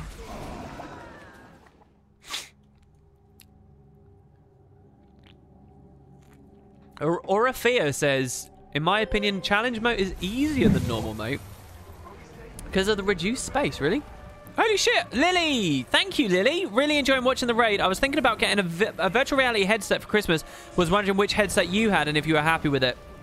I can't give you a good comparison between the Vive and the Rift, which I think is the only meaningful one to make right now. What I would actually say is wait for Gen 2, which could be like 12 to 18 months away. But Gen 2 really, I think, is... That's what I'm waiting for when I get back into VR, I think.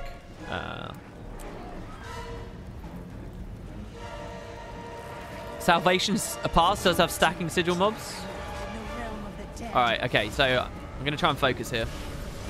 So there's our two skills. Oh my god, I don't have a clone up. Okay, so that was really bad. Basically, I don't have any clones up because my initial one missed. So I'm ramping much slower than I should be here. By the end of the fight, I'm pretty confident we will have caught up fairly comfortably. But, yeah. Not too good. Just going to try and pace these out. So I missed an ambush altogether there because she moved.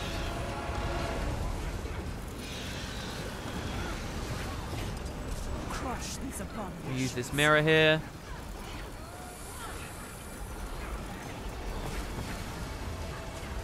So the timing on Jawn isn't that crazy, by the way, because they're always just going to be charging anyway. So even if you don't do it immediately.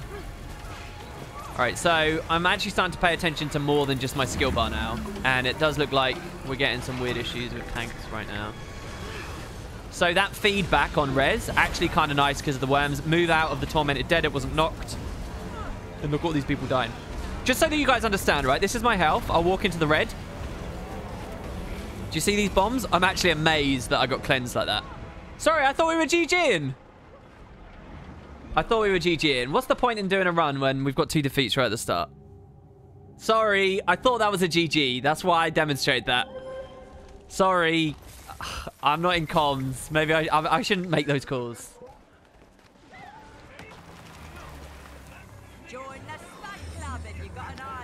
Welcome, skillful Magallan. Magallan?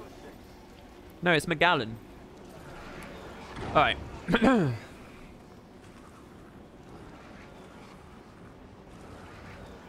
We now have to talk to an NPC who's on the edge and maybe lost something. The person you seek is in fact both.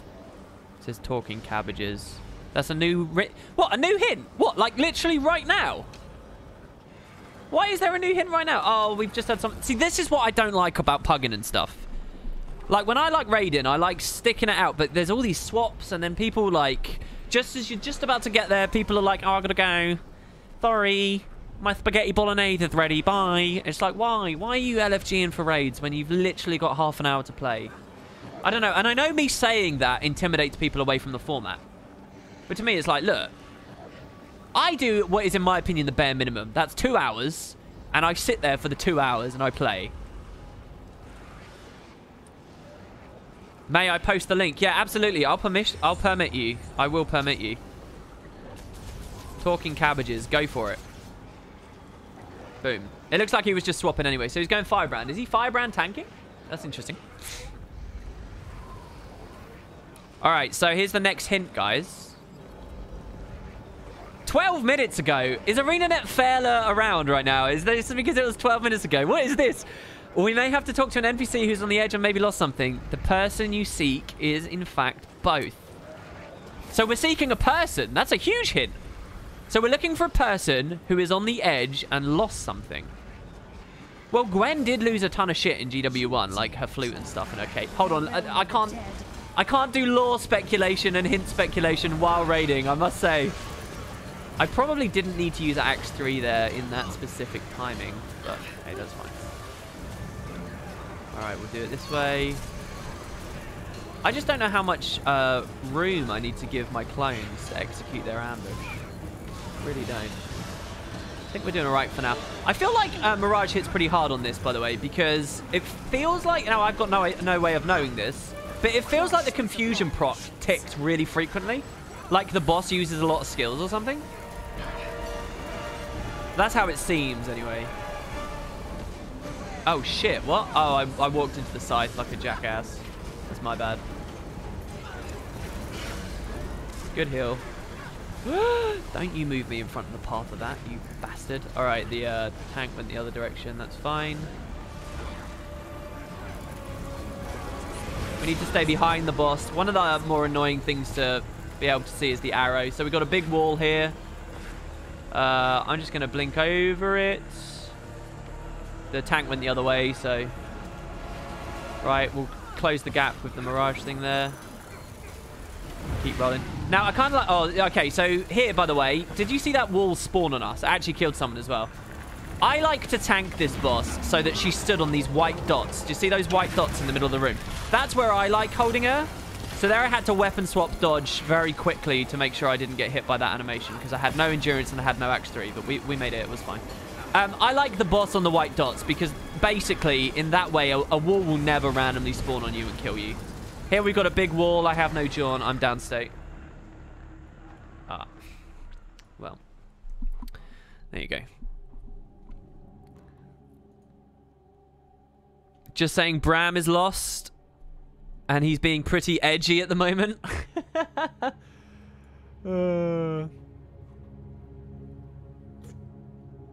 Commander Gear Chrono won't make it. I mean, I think it can. You just need mitigation from other people. You need, like, easy, freezy... Wait, which one's the commander? We have a Firebrand, right? So can't the commander's gear take the Firebrands? Like, random Aegis and shit?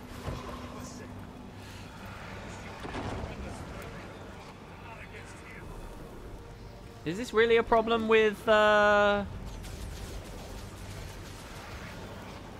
the way, chat is not on stream. Can I just say to the 9 people who are very lovingly offered their help here, to the 9 people here, chat is not visible on stream. So if you want to whisper me, suggesting a problem or, you know, whatever, an issue, you can. You don't have to be scared that someone will see your mean message about them.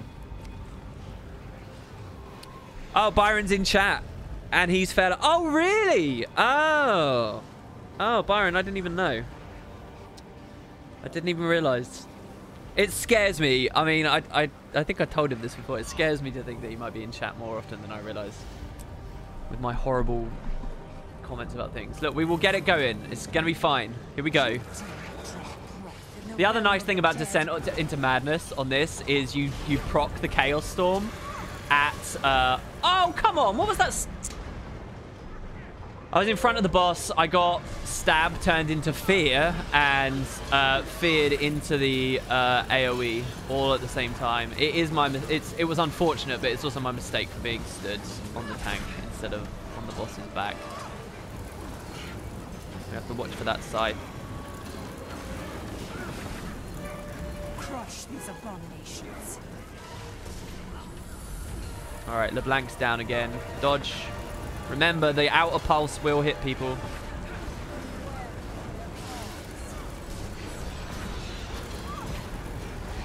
I kind of want to run a Chaos Storm. Descent into Madness. I really do.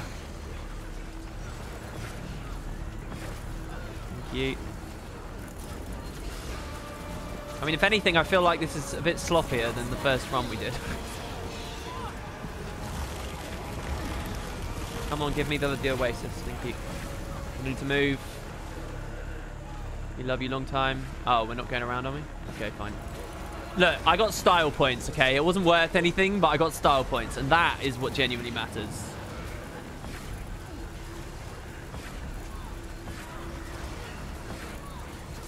So yeah, I mean, just a really comfortable, high endurance, reasonable damage build. Here I'm actually going to face tank that. Oh, the Aegis! What a hero! Whoever gave me that.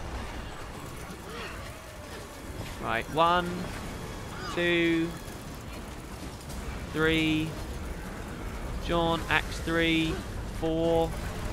Oasis. The dead hunger. Oh, we're really getting into the roll of it here, guys. How was I hit by that? All right, CCs, finally. Careful of the dead. Good job.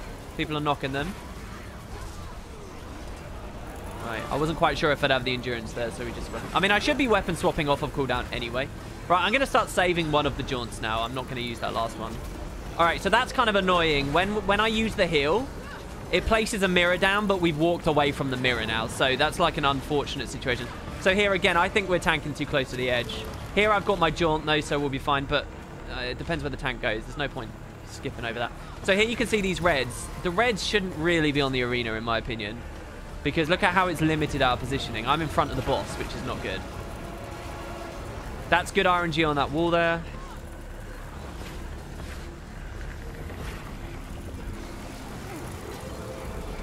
So our jaunts are coming back. Come on. Why are you trolling me like that, ArenaNet? Okay, second CC. That's progress. I don't think we've seen that yet on today's stream. Don't troll me again. Thank you. Good. Okay, dodge that. And another mirror. We've got our jaunts back. 2 more ambushes. I'm not going to Axe 3 here. I'm too scared of it. That Tormented Dead is bad. It died. Careful. There's a red really close to us. There it is. Tank needs to move a bit further. There's a wall. We've still got a line of movement there. So that's fine. Another CC will be coming in just a second. I think the arena shrank as much as possible. I'm not going to use Axe 3 here because I'm too scared of that. The scythe, if people don't see that, they're going to get fucked by it. We have a big, dangerous wall. It's not actually too bad. Yeah, that's good. Good tank in there. People need to move. It's really hard to see what's going on. Good. That's that next CC I was talking about. I got the dodge. Barely. Here I can use the Axe 3. That's fine. We've got our heal ambush coming. Good. Now we can proc one with a dodge. And another one with a dodge. And another one with a dodge. Scythe. Careful of that scythe. I got hit by it. It's fine though. Another wall. There is a safe spot. Just don't stand too much in front of the boss. We took 2 defeats there.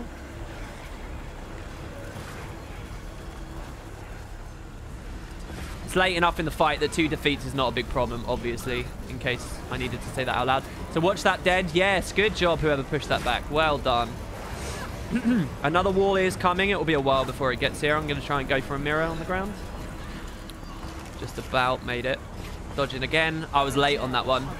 Next CC. Now, I do have a CC beyond the temporal curtain. I've got this, which I just popped. Now, popping that signet. We got the dodge. Remember, you can't just walk out, even if it looks tempting. Popping that signet, I don't really want to do because it hits my Condi duration, so my damage is now a lot lower. But you'll see how the Mirage build has started ramping above all the other DPS now, just because of its uptime.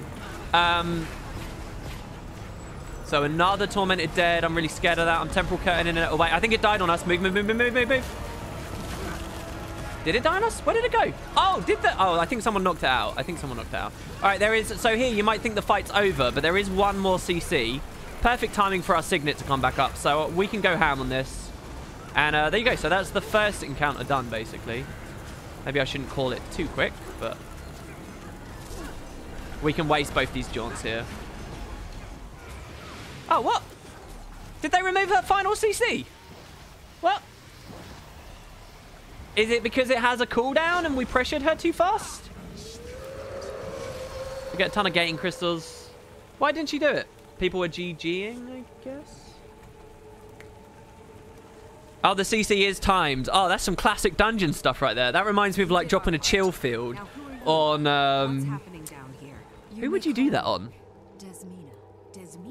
There were certain mobs you could drop like chill fields on and then it would just bypass like one of their involved fades. Oh, it's like fractals if you DPS the imp too hard. The consequence of mortals falling on the River of Souls is unclear.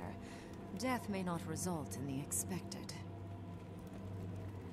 This feels weird. Obviously, we're not going to focus too much on the story here. It's actually quite thin on the ground, to be honest. Unless there's something amazing at the end of Doom, which I've not done yet. But there you go. Can I calculate how many gating currencies I just got? No, I guess you could pause the stream and try and count. But yeah. So yeah, I can run. I was just asked by someone in the squad if I want to go heal early for this encounter. I can. I have to say though, I did prefer running Chrono here, just because of how OP that's the mantra stab and stuff is. But I can run heal early as long as people hit the rifts. And I'll describe this encounter as well to people. Let's hope WP doesn't ban any dev from chat thinking it's fake.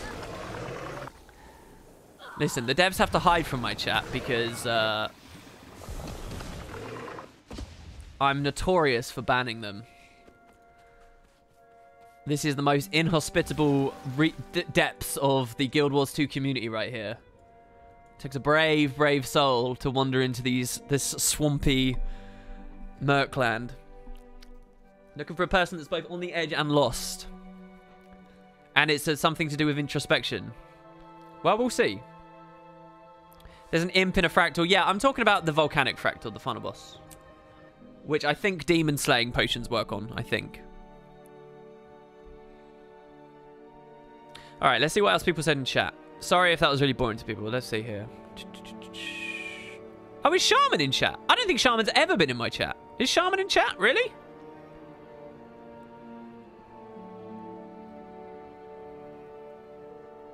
Good wall RNG at the start means that in the middle of the fight it's going to be horrible RNG late. I think that was okay. Good job to everyone, by the way. My compliments to the group.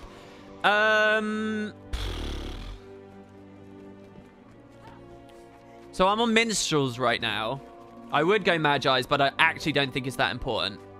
I will run the Arcane variant. Basically, why I'm running this build is it helps you pluck bodies when people fail the mechanics. Essentially, this is an escort. It's pretty fun, and it's the kind of thing I think that I can describe all the mechanics as we just wander through it. As for my utilities, I think Lightning Flash is actually probably not too terrible of an idea. What else is actually good here, though? I mean, Stab might be alright-ish, but I don't think it's that important. Maybe like Glyph of Storms to break things quickly, because it's lots of packets of damage, and that's all that matters, right? I guess I'll just run Arcane Shield for now. This is a bit weird, actually. Do you know what? I'm gonna cheat. I'm gonna troll here because I've never done it in a raid. I'm gonna run Glyph of Renewal, baby. Renewal of Air, revive an ally, and teleport them to my location at 900 range. We are gonna get this skill. We're gonna get this working. You guys are gonna see this actually be used live right here, right now. So, our job is to keep this lovely lady named Desmina, who I assure you is a completely uninteresting lore NPC. We need to keep her alive. Now, these rifts spawn on the sides. They break by packets of damage, and they, like, suck you into them, okay? Then there's these bomber dudes, which threaten to break Desmina's shield and just generally mess up your day. There I overloaded on another rift that spawned, which is good. They have break bars, so you break the break bar and kill them. You have to actually kill them, though. They're not like Chak braces or whatever. You actually do have to kill them. So here I've got another mechanic. You see that I had a ring on me, and you see this guy's got a ring on him. That's representing lightning that's going to land very soon. The lightning will AoE hit perhaps even 10 targets. I wouldn't be surprised. At least 5. And it will stun them all. And so if you get stunned while getting pulled into a rift, that can be really bad. Okay, so you've got to clear the rifts, mind everyone else, and make sure that those stuns don't hurt anyone. This is why I liked running Chrono. So here we've got 2 bombers. We've got to get double CC at once, which we did. But we've also got to kill them. So he's going to stand up and he's going to re-execute his CC. Right? Because we're not pressuring very hard at all. So see this guy? He's redoing it. Big explosion. Desmina gets chunked. So now I heal Desmina because she's hurting. Okay? So I've got my overload and I'm hoping that this overflow healing is actually going to pick her up because she needs it. So here we're going to dodge. Basically, we need to be a bit more aggressive here at the moment on some of these mobs as they break the shield and stuff. So, what was it in the middle of saying? Yeah, so like Chrono can spam the mantra, and Firebrand's amazing for this as well. Aegis too, that kind of stuff, just super potent. So I'm just keeping Desmina's health nice and high. And because the lightning tracks onto players, you can actually just make sure you stand at the back and drop the lightning off at the back. Whoa, what is with the portal? Whoa, we're doing a portal play? Oh, wow. I've never seen this. Okay, so these mobs here, the elevators, they're the ones that destroy the bubbles. So I guess we're just charging on ahead. Now, while we're not in Desmina's defense, what happens is we take pulsing damage, but our heal Ellie, I guess, and other stuff, me, I guess, means that we sustain quite comfortably. And if someone goes down state, I drop geysers that res and stuff when I press F. So that portal was really good because what it did was it bypassed an entire mechanic, which is actually kind of insane. So you know those walls that were charging us in the first encounter? Yeah, they're back. So here, by the way, watch. I can res this guy. Oh, here it is. Here it is. Here it is. We're targeting him. Glyph of renewal. Here we go. Here we go. Here we go. Oh, well, I think we got him. I think it worked. Move, my friend. Move. What's he doing? Go, go, go, go, go. So watch this wall here, right? So the walls will one-shot us, so we need to stay away. Did we actually get that, or did he do something else? I thought he vengeance. Did that work? Because it felt like he resed before the glyph finished. Anyway, so yeah, those walls are really dangerous. So if you imagine getting stunned by the lightning while getting pulled by a rift as a wall's coming into you, and you've got a CC and Innovator at the same time, that's the spirit of this encounter. That's what this is all about, okay? And we got to keep Desmina up. So, basically, it's a very short encounter, though. So here I dropped some lightning in a terrible place, and I'm really sorry to everyone. But here, like, so we can res, and we're just basically brute forcing here. I'm going to drop rebound as well in a second, if we really need to. I think I'm actually going to record here for the purposes of... Oh, God, I went down. I think there was a wall while I was pressing my hotkey. Okay, we got picked up by a druid, which is really nice. So you see this wall? We need to kite around on the left of it. And you see how I got stunned in its path? Yeah? And you see how that guy got stunned in that one's path? This is kind of the idea. And I've been stunned again now. I almost got thrown off there. So I'm going to come back to these dudes here. As long as he doesn't get defeated by that wall. Wow, that was kind of insane. Did Desmina die? Did we make it? No. Did Desmina die?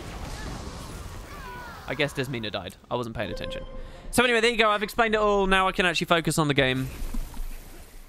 That portal was really hype. Scrolling, scrolling, scrolling. In your last video, you mentioned something about a Guardian skill that was reworked to res for 20%. Didn't that skill get tweaked? Yes, it did. It got tweaked because it was too strong. And I'll tell you the real reason why it was too strong. I've discussed a little bit of this with Boots, but I'll tell you the actual reason Merciful Intervention was too strong. It has nothing to do with the efficacy of... Well, it's got a lot to do with the efficacy of Guardian and Firebrand and the fact it was already best in slot and buffing a best in slot thing's stupid. There's all of that. But one of the more profound reasons why that was a justified nerf is this. Quite often, as a Firebrand support, you've got Merciful Intervention up. You can save someone with it. You can blink over to them. But it was such a strong res skill. It was almost always actually worth letting your friend go down state so that you could blink in and res them up, and the manual res from the merciful intervention would have been worth more HP than just using it for the base heal that merciful intervention offers. Do you get what I mean? It was basically you had this weird counterintuitive thing where it was quite often worth just letting your friends die to revive them, because they'd go up to 60% health instead of a merciful intervention, which would take them from 5% health to like 15 or whatever. Do you get what I mean? And that is a fundamental, like, counterintuitive element of that skill. And that, beyond anything else, justifies the nerf to me on merciful intervention. And I haven't seen it discussed anywhere. This is a bit frustrating, really, because I can't... Well, I can contribute with these rares. I will stop memeing around with this glyph if we struggle, and I will run. By the way, this encounter is like really quite easy, unless my experience with it has been weird. This is sort of your freebie. Actually, you kind of get two. Well, I'll refrain from sweeping judgments until I've played it a little bit more. You can use the lightning strike mechanic to stun enemies. Really? I love this portal maneuver. Look at this. Look at our Chrono running off over there. So we're going to get a portal here. So watch. You see that wall there? You see that wall? We're just going to skip it all. That's beautiful. Possibly too strong? If we had another, could we not use that, employ that same tactic? And what you want to look here is at the health being atrophied down and then just constantly bumped up, because Soothing Mist is just obscene.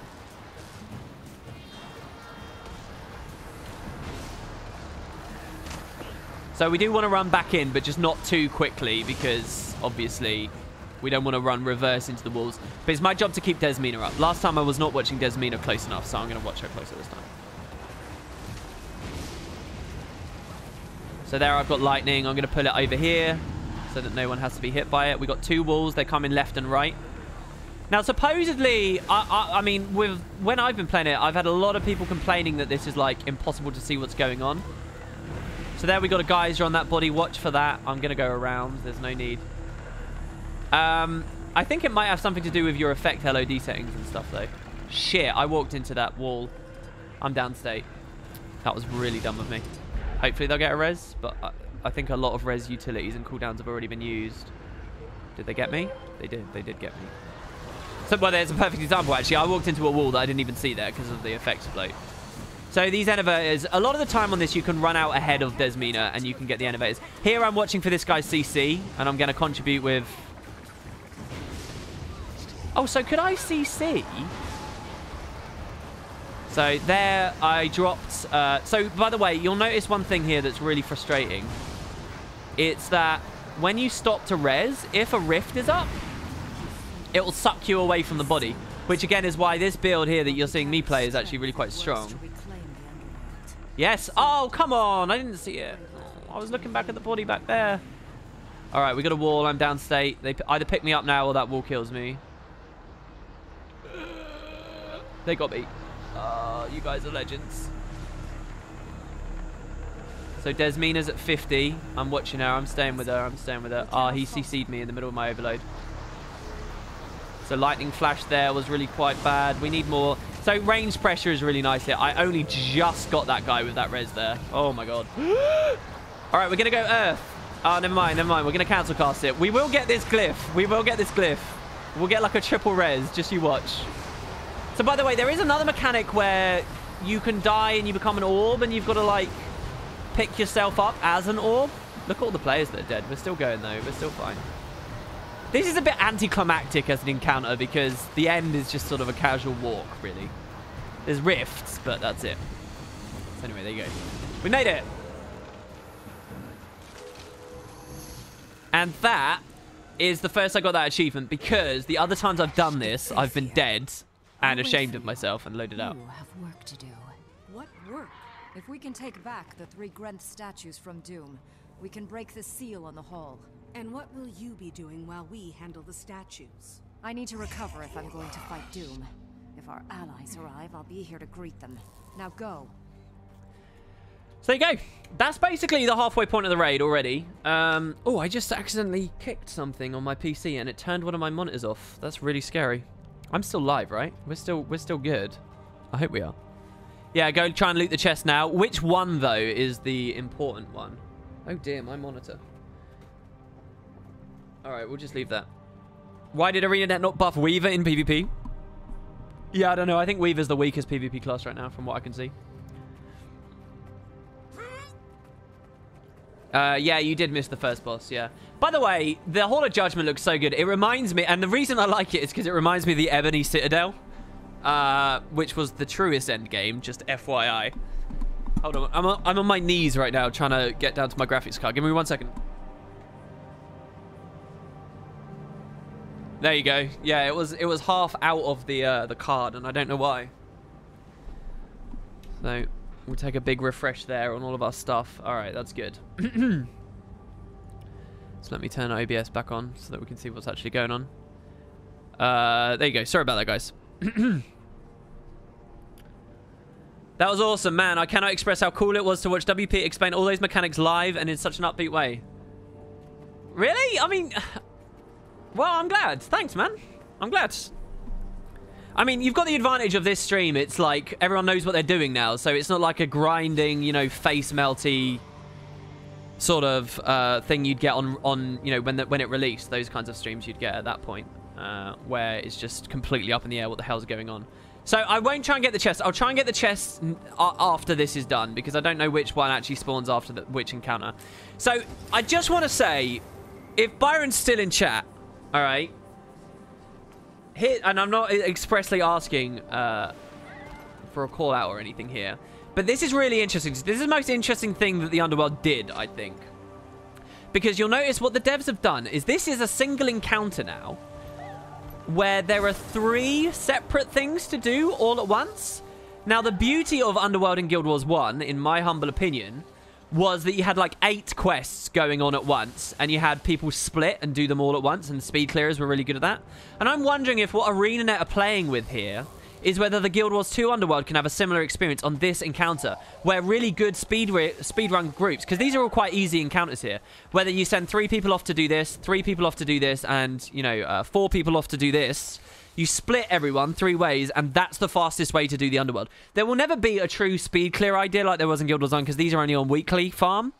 And the community feels quite constrained at the moment, so I don't know whether there's really many pioneers that would look into something like that. But I wonder if that's what ArenaNet have tried to do, or if there's some hard limitation here that stops you being able to do it. But I think, in theory, there's nothing wrong with, you know, 9 of us being here while someone solos this encounter, for example. You know, the specifics of the encounters can prohibit that kind of stuff, but... So I wonder if that's the idea. I mean, we all know, we're all more than familiar with the raiding scene. Oh, I guess I'll ready up, sorry, because people want to do it. That, you know, you can format stuff if you're good, and you can... whatever. So, yeah. Alright, this encounter I don't really understand so well, but basically... This is like... Is this supposed to be King Frozenwind as well? I never actually determined. Basically, do not melee him. Stay behind him. The tank's in front. This is what I understand. And you see these orbs that come down? Essentially, what is happening here is everyone needs to get these greens and stand in these greens. Each time you collect a green, it gives you a stack. Do you see this here? Frozen Wind. Absorbing Hailstorm chills you to the bone. Too many stacks may be bad for your health. So I think if you have 4, you insta-die. But you need to keep taking these in order for the boss to be damageable. And again, I'm not entirely sure why. So he's got a stack called Shield of Ice. Shields the Broken King from death. So we need to claim these stacks. So I've got 2. I can take a 3rd. The entire group needs to do this, basically. And there's something like, it needs to be, you need to hit a certain DPS range. And again, these bosses are easy, so I don't know the mechanics well enough right now. But like, so now that I've got 3, I can't claim anymore. We have to have other people claim them. I'm still on Glyph of Renewal, and that guy's not getting res. Please, come on. Oh, rip. So, like, I think ranged DPS is kind of a good choice. Apparently, this is really easy damage-wise. So, I'm down to 2 stacks, so I can grab this one. I'm doing nothing here, really. Nobody's even really getting hurt. I'm basically just getting a free run here. As far as, like, well, I don't know. I'm doing this mechanic, which is nice. And what these are kind of doing is they're tutorializing aspects of the Doom encounter. So, you're looking at cracks on the ground on this. So, that guy's already got that, so I don't need to be there. these cracks become a mechanic at the end of the wing. So here I can res this guy and gain the green at the same time. Never mind, he's down. Shit, what actually hit him? So these cracks. These come back later where the cracks like fear you on one of Doom's big attacks. But yeah, so I've got a lot to learn about this one. And I think it's King Frozen Wind, who featured prominently in the later Halloween updated Doom encounter stuff in GW1. So I'm on 2 stacks. Can we actually res here, or is the idea like it's frozen ground and resing doesn't work? Here, so I can come over to this. Nobody's on this one.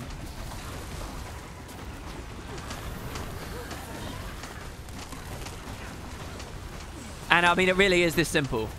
Which again, like, it feels like they're tuned so that you can format them. I'd love to know internally how well the devs do this stuff. Do you know, one of the things I've always thought would be really awesome is if when a new wing comes out, we see them complete it with like a weird comp that's totally viable, but people don't realize. Like, yeah, this encounter was designed to incentivize some Deadeye play or whatever. So here we're going to use a Deadeye ranged tank on encounter 1 and, you know, just to demonstrate it. So here I've got plenty of overhead here. My stacks are dropping really quickly. I thought they lasted longer than that. So there you go. Now, you notice we didn't get a reward when we did that. It's because we have to restore all 3 statues. That's just 1, yeah? But, I mean, the split strats could be so cool on this, right? Like, we could go join an in-progress thing elsewhere. Eligibility. Oh, yeah, so we have an achievement. I'm currently attempting the Statues of Limitation achievement. I don't actually know what that is. Should we have a look? Hall of Chains. Complete all of them within 5 minutes. Oh, shit. Well, I'm slowing us down there, aren't I? Well, we're not gonna... Oh, yeah, actually... Oh, I guess pinging that demonstrates that the split thing is totally intended, right? If you don't have a griffin, you can get there through... magic? How do you get there without a griffin? I don't know. Right, this encounter is, like, extremely complicated. But complicated doesn't mean hard. It just means there's a lot to understand. So I'll describe it in the same way that I had it described to me when I beat this before. So over at the exit, you can't see them very well. But there are 5 lights, I think it is. There's like 5 candles over there. And the idea is we need to light all of the candles. And only when all of the candles are lit is this boss killable. Right now, we can DPS that boss, but when it hits 0 health, it will just come back to life. It's only killable once all 5 candles are lit. Now, to light the candles, what's going to happen is a spider is going to spawn on the map. We need to kill the spider on a certain area. No, we need to kill the spider, which spawns like an orb or something. And then we need to kill the boss on like one of these little ritual areas. And only when you kill the boss on the ritual areas, it like triggers a thing that then turns someone into a spirit. And then the spirits float around in the sky and collect some objects. And when they collect like 5 of them, it lights one of the candles. So then you just do that 5 times and the boss is done. Again, what it's actually doing is teaching us some Doom-related stuff. And yeah, that's a really shitty explanation. Again, because I'm not very good at this right now. I apologize if we start dropping frames. OBS looks like it's struggling. But yeah, so that's as far as I understand the encounter. This seems like it would have been really fun to do legitimate blind progression on, but I was sadly robbed of because I don't raid enough. And by the time I got to this encounter, everyone kind of knew it. You can click the special achievements and it pulls up your hero panel. Guild Wars 2 has flying mounts? Technically no, but essentially yes. Yes, and Pencil Stroke. They reused the mouth of Morgemouth. How? Listen, a lot of stuff I want to geek out about. I'm trying not to because it's going to kill my motivation to do it in a YouTube video, and I don't want that. You know, it's probably better if we get, you know, at least 10k people listen to it instead of whatever we get on the stream. But in all honesty, I love that they used a Zaitan related thing here. I think it's so good. So what do we have to do as a squad here? We're deciding who goes up. Should I keep playing this? I guess we just have a ready check. We just wing it.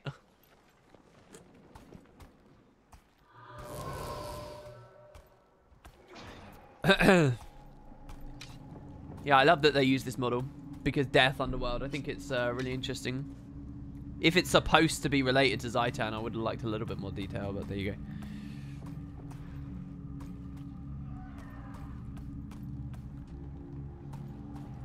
Did you know, WP, you combine mounts or hotkeys? No, I didn't. Oh, somebody had to dip out.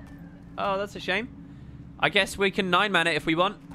Also, yeah, so we got a spot. If somebody wants to join North America, you're more than welcome. We've got a space. I don't know what they were playing. DPS, I would guess? Question mark?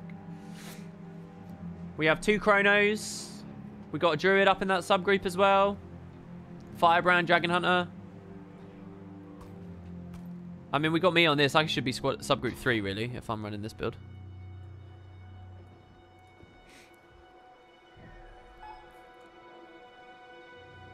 We sent an invite to someone, so there you go.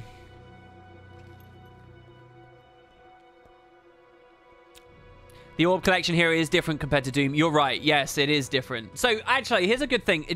I'm going to assume you guys have seen some of the other streams. If you remember, in one of the other streams, we had, in the guild hall, a new fractal decoration console thing where we became an orb, and you can use skill 1 to go up and skill 2 to go down. Do you remember that? And it even had the special hack. It looked really hacky and weird and buggy. Do you remember? Essentially, it's that you get to be. So you turn into an orb. I really don't know what the narrative behind this weird string of mechanics is on this fight. Like, I get the idea is he's immortal because he's got all of these souls, which he just eats whenever he likes. I feel like it might be referencing some real world, like, idea with the lamps or something. Or maybe it's referencing a Guild Wars 1 Underworld quest that I just have no recollection for any longer. When I beat Doom, what I really want to do is compare his GW1 capabilities to his GW2 ones. Because I like the idea that they might have looked at the Doom stuff in Guild Wars 1, where he has like a skill called Vortex or whatever, and then they, you know, they implement it really literally and physically in GW2 in a fun way. I like that idea. But I don't know whether they have right now. Because Doom, I never really did much of Doom in Guild Wars 1. There was a difference between doing a lot of Underworld and doing a lot of Doom, because Doom was only added quite late in Guild Wars 1 terms. During its prime, its heyday, that stuff didn't really exist. It was an excellent fight and a really good boss, but most people had left the game by the time that was added. And for me, I only beat him a few times. I mean, you can watch, if you go to YouTube and type Guild Wars 1 Underworld, I can almost guarantee it will be my run-through of it. I did that in hard mode with heroes, and it was extremely difficult. Very fun fight. Stealth Trick says, yeah, he should have done an EU, but it was not a planned raid. I don't know whether that's fair to say I should have done an EU. There are NA players. Look, they're helpful. They've got us this far. Certainly not me that's contributed to this. I haven't set up the comp. I haven't given people the strats. I've just rambled to you guys who are watching as we go. So, you know, all credit to NA here. What? So Byron said he watched my playthrough. Really? Did you? But now you got to admit, have you actually beaten Doom in Guild Wars 1? See, I have barely any memories of actually recording that as well. So, oh, I'm still on this glyph. This is silly. I'm gonna run.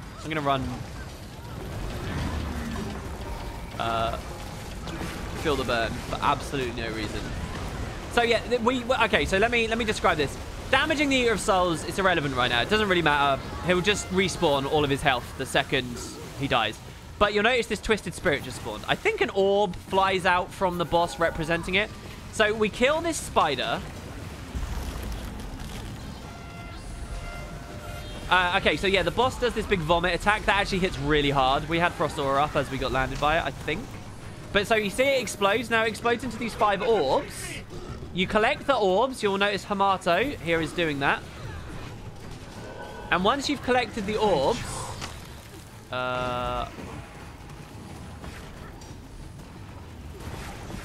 I don't know. I don't know what I'm looking at here.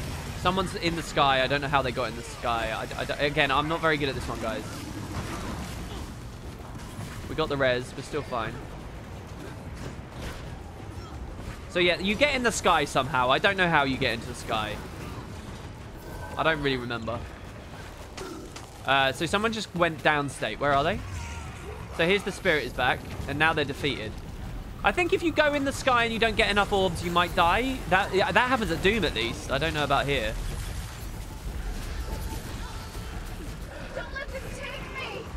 So we got a lost spirit to defend as well. Oh, right, yeah, it's these greens. Right. The boss tries to grab this spirit. There you go, that's the story. So there's a spirit. He's trying to eat the spirit with that green. And I'm playing so shit right now. But if we go there instead, we get taken instead. And we become the soul. And we're floating around in the sky. You grab the pickups. And then once you've got them all, something. So here, I can go for the res here. This is not a problem. These guys went down state. I don't know how or why. There's something about you've got to kill the Eater of Souls on these like platforms where these are. There's 5 dots and there's 5 torches to light. So I wonder if there's meaning in that. We've GG'd. I'll try and figure out what's going on as we go further. Yeah, it's the green circles pull people into the sky, which is the same at Doom. At Doom tries to do that to the Reapers. And the Reapers ask for your help in the same way. So, again, it's teaching you about Doom. Basically. You guys can kind of think of this as, like, the 3 mini-bosses before VG. Yeah. Except it's sort of expanded into a full encounter. You wish you could turn off squad names? I think that would do a lot to clean up visibility in raids. A huge amount. I think you're actually bang on. I think all the names should disappear and the health bars should become bigger.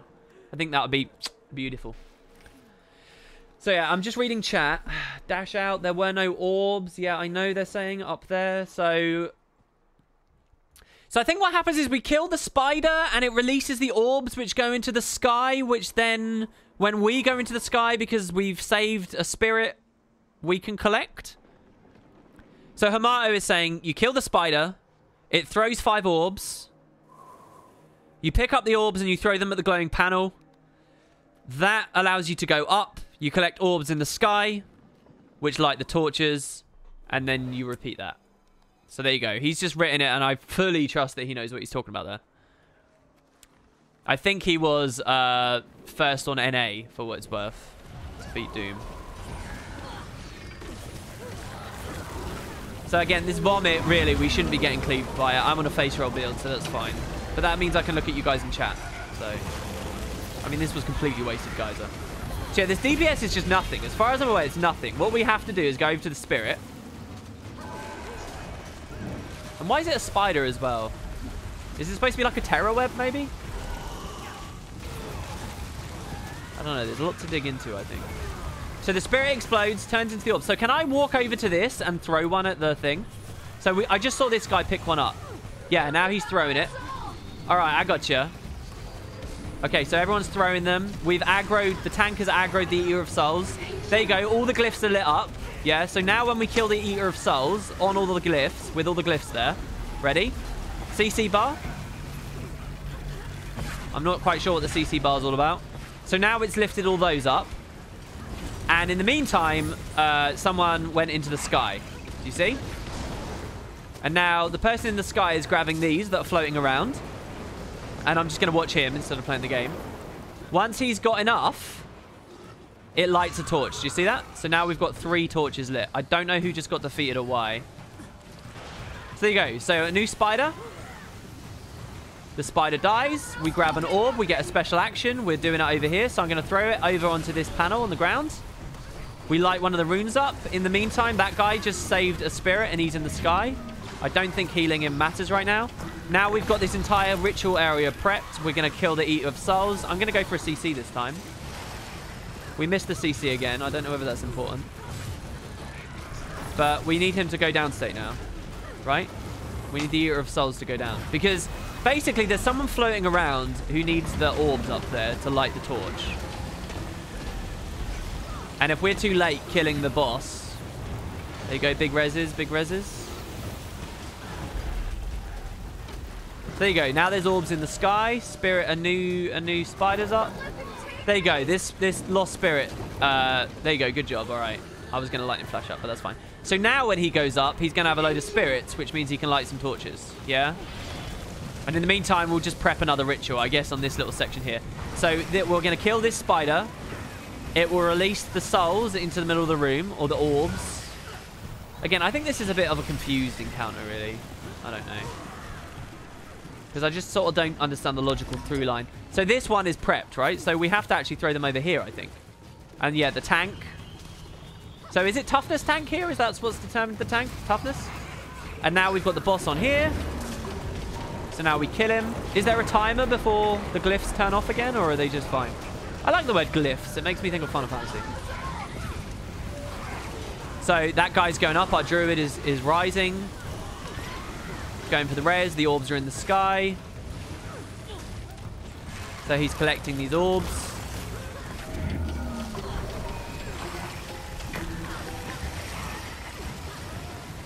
And now all 5 torches are lit. So with all of these lit, the Eater of Souls, for whatever reason, now can die. Who's that downstate player? Where are they? I guess they're back. So yeah, there you go. That's the encounter. I don't know. Again, what's really exciting to me about these, like, honestly, my dick gets so hard thinking about people killing these while people are going and doing some of the other ones, and then the third encounter all at once. I really, really, really like that, honestly. I think it's awesome. So that's the second statue. His CC bar, when someone goes up on green and simultaneously pulls him, equals less time to collect orbs, equals potential death. So there you go. Yeah, I did say that. Yeah. Can you say that on Twitch? Why not? What?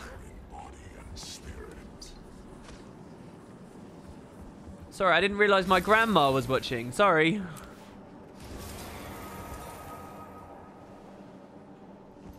Alright, so now we're in this room. Now, the way I did this before, that was some pro-ass griffin flying right now.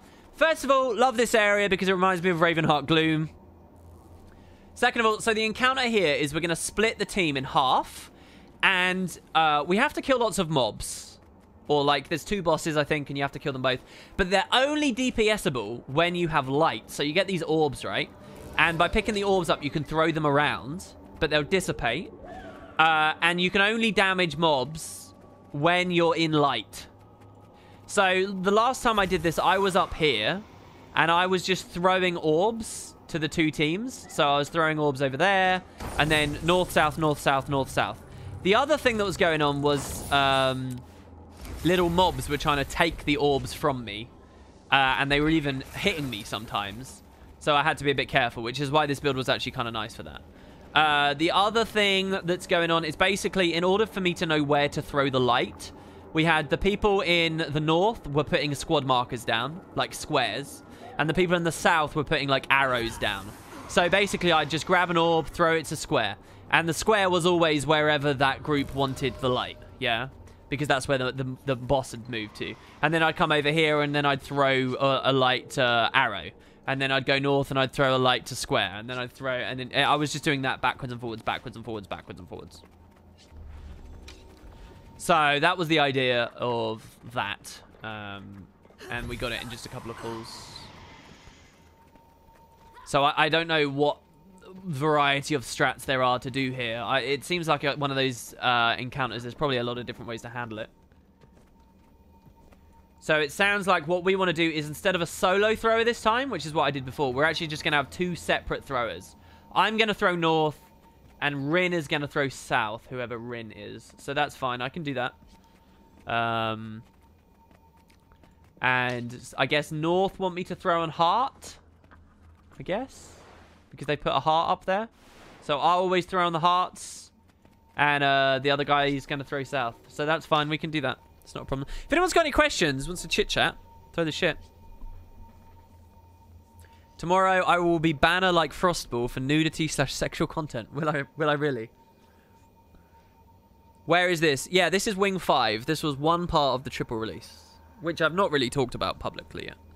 And was not the plan today. What we're actually supposed to do is the mysterious ring. Why is the At-K in this event called a Minotaur? I know. I did notice that, and I was like, is that supposed to be an At-K? It makes me sad. I think they dropped the ball there. Lockstores just asked chat if I'd ever beaten Doom. No, I'm very gradually and slowly, because I don't raid much, getting through this. And I've got Doom to about 50%. I actually think I might be able to kill him this week. But if I don't, I'm not too cut up. Or I am cut up. Actually, to be honest, I am a bit cut up. I want to be beating this stuff quicker. Do I still play GW1? Only if I am interested in Buildcraft. And just some, like, gimmick 7-hero comp or something. Wait. Sorry. I was also asked if I can solo throw. You know I can solo throw, Grimjack. You were there when I solo threw and we beat it before. Do I want to take this group all the way through Doom? No. No, I don't. I'm not going to do Doom on stream.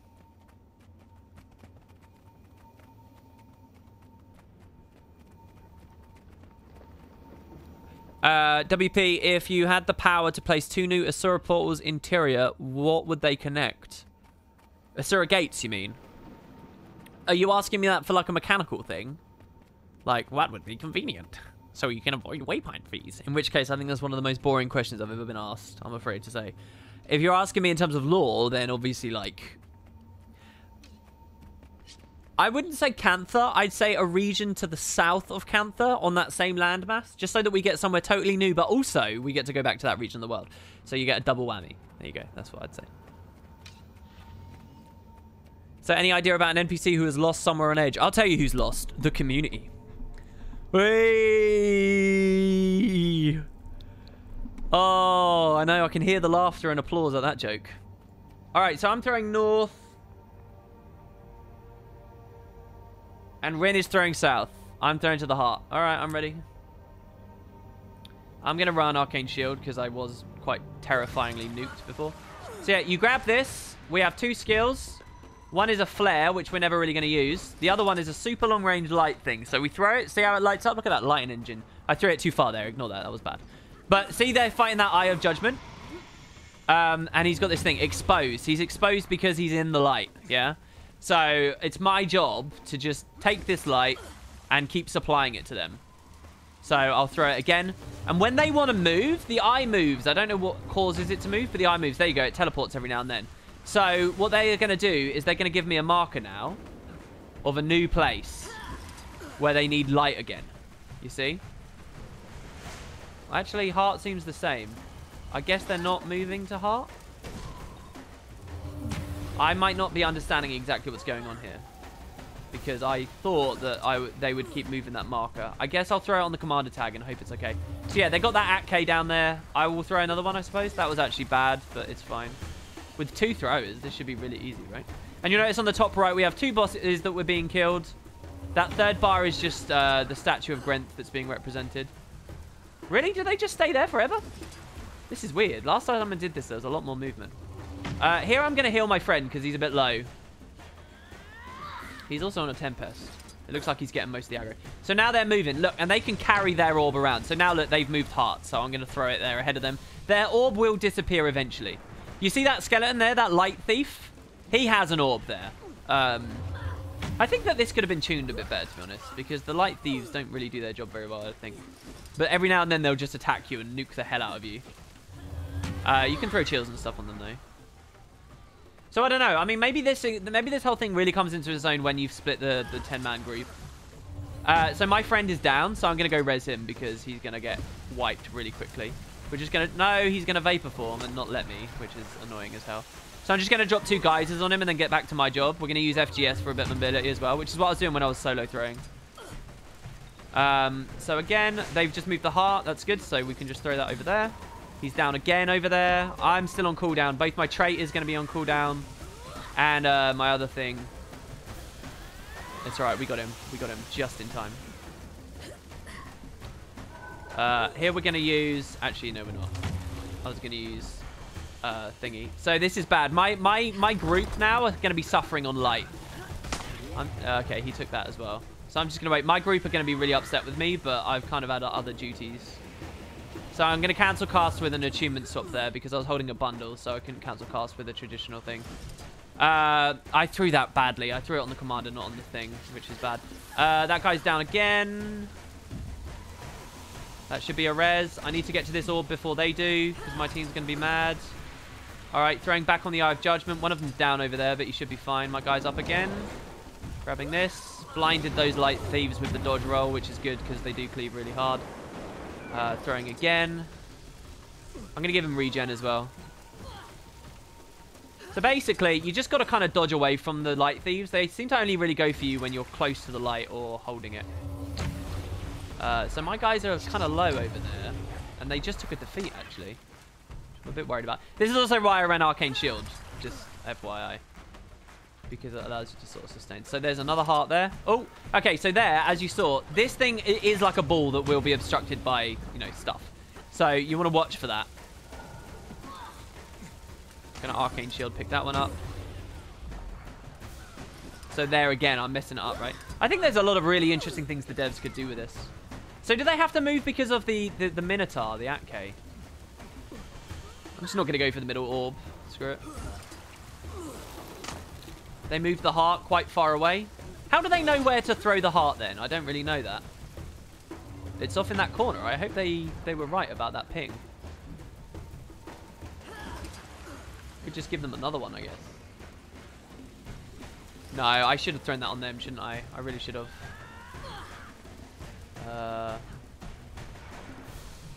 How comes this extra guy's up? Oh no, what? Alright, maybe throwing them over there was a good idea because they seem to be there now. And there you go, that's both bosses dead. That's really that encounter. Return. Doom must fall. So again, much like the other statue, I feel like... Sorry, did I need to GG? Oh no, they just did that to get back up to the top. I'm going to take the jackal away. I feel like I would have had a lot more fun and memories and things of this if I'd learned that with 10 people. But I didn't really. We will do what must be done, Red Witch. We've returned to silence the voice in the void. Defend us to the death! If one of us falls before the ritual begins, Doom's escape is assured! Do not let them fail the ritual.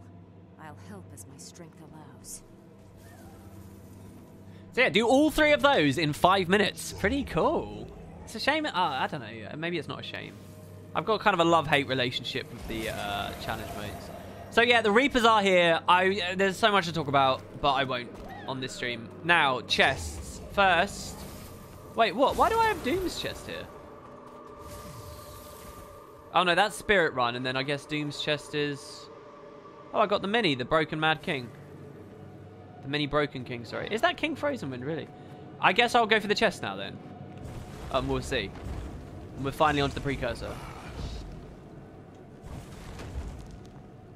Right, so is it lootable? No, oh no.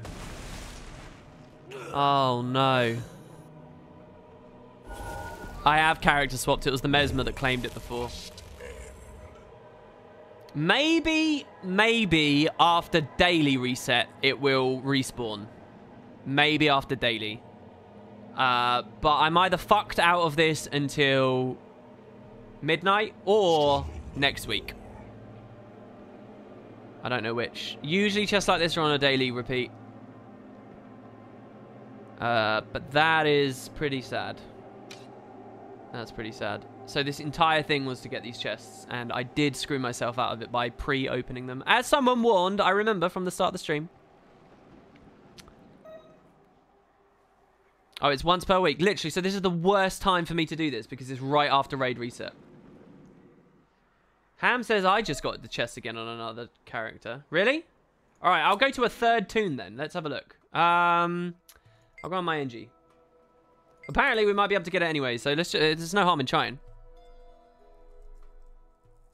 Chests in raid wings are reset weekly, just like boss kills. Yeah, no, you're talking about the this is not a standard raid boss chest, though, is it? There's nothing standard about what's going on here. That little chest off to the side is not a regular raid boss chest, so it doesn't necessarily follow those same rules. Your attention, its purpose and functionality is completely different.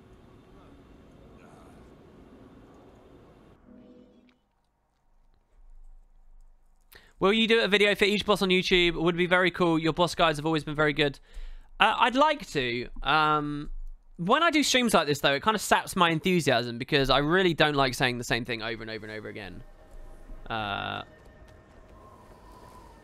And it feels bad because I think that there was probably some nice commentary today, but a lot of the time on YouTube, if people just see it's a stream VOD, they won't want to watch it. They won't click it. They won't see value in it. They don't want to have to sit through like all the random downtime and stuff, and that's fair. That's fine. But it kind of means that In a lot of ways, streams have been really kind of bad for me because it means that I do content that I want to do, but sort of a shitty version of it.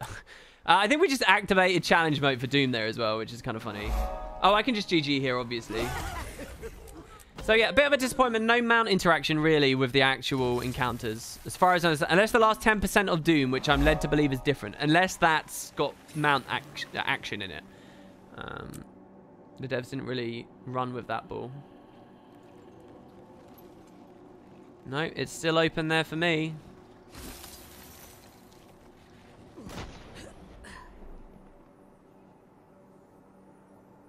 So I guess maybe if you already had achievement progress, the bug doesn't hit you or something. So yeah, I do want to show you guys Doom CM. I can kite on this as well, and I can go up on greens as well after pre-events are done if people want. Again, I don't want to do progression. I don't want to kill Doom, but I will show you guys in chat what the encounters are like.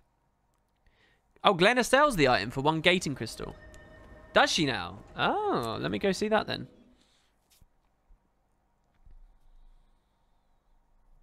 By the way, if person dies during Doom, can that person still get 3rd coil item from Doom's chest?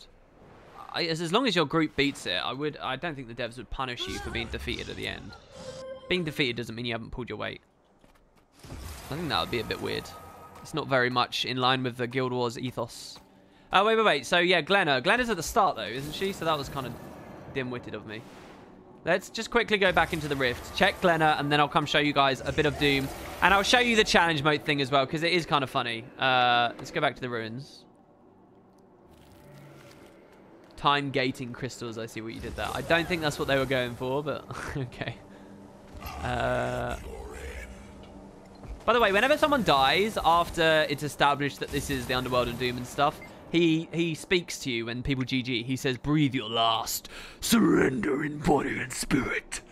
I am your end. It's really cool. Because we never actually got to hear him. Oh, there you go. Well, that's the binding. See, no Doom. No Doom stuff. But I can only buy that after I've claimed it the first time. So that is not a mechanic that will allow me to get it for the first time. Oh, you can exchange minis without even unlocking them now. Really? I didn't know that. So, yeah, I can't. I need to get it from the chest first before it will appear on our lists.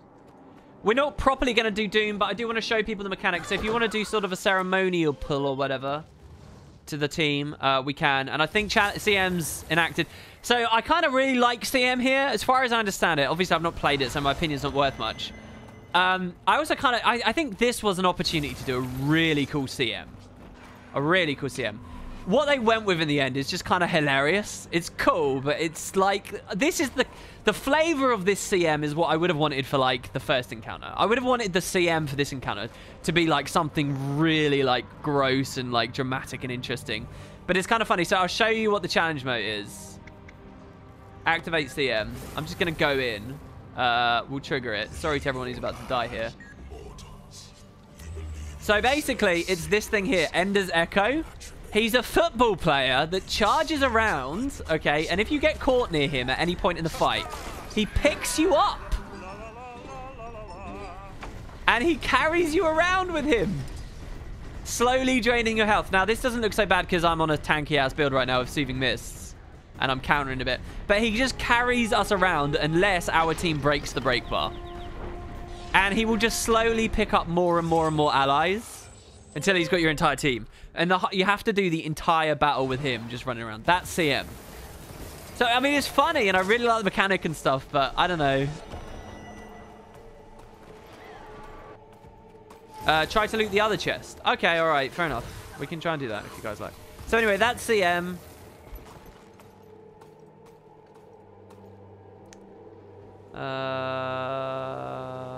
Where was it again? It was like down here somewhere, wasn't it? Did we get a marker? People are putting markers on Doom now. It was quite low, wasn't it? Yeah, here's the other one. And unfortunately, guys, it's not available. So we're in kind of a sad situation here. The universe has conspired in just about every way imaginable to stop us having fun with this mystery hunt with the ring.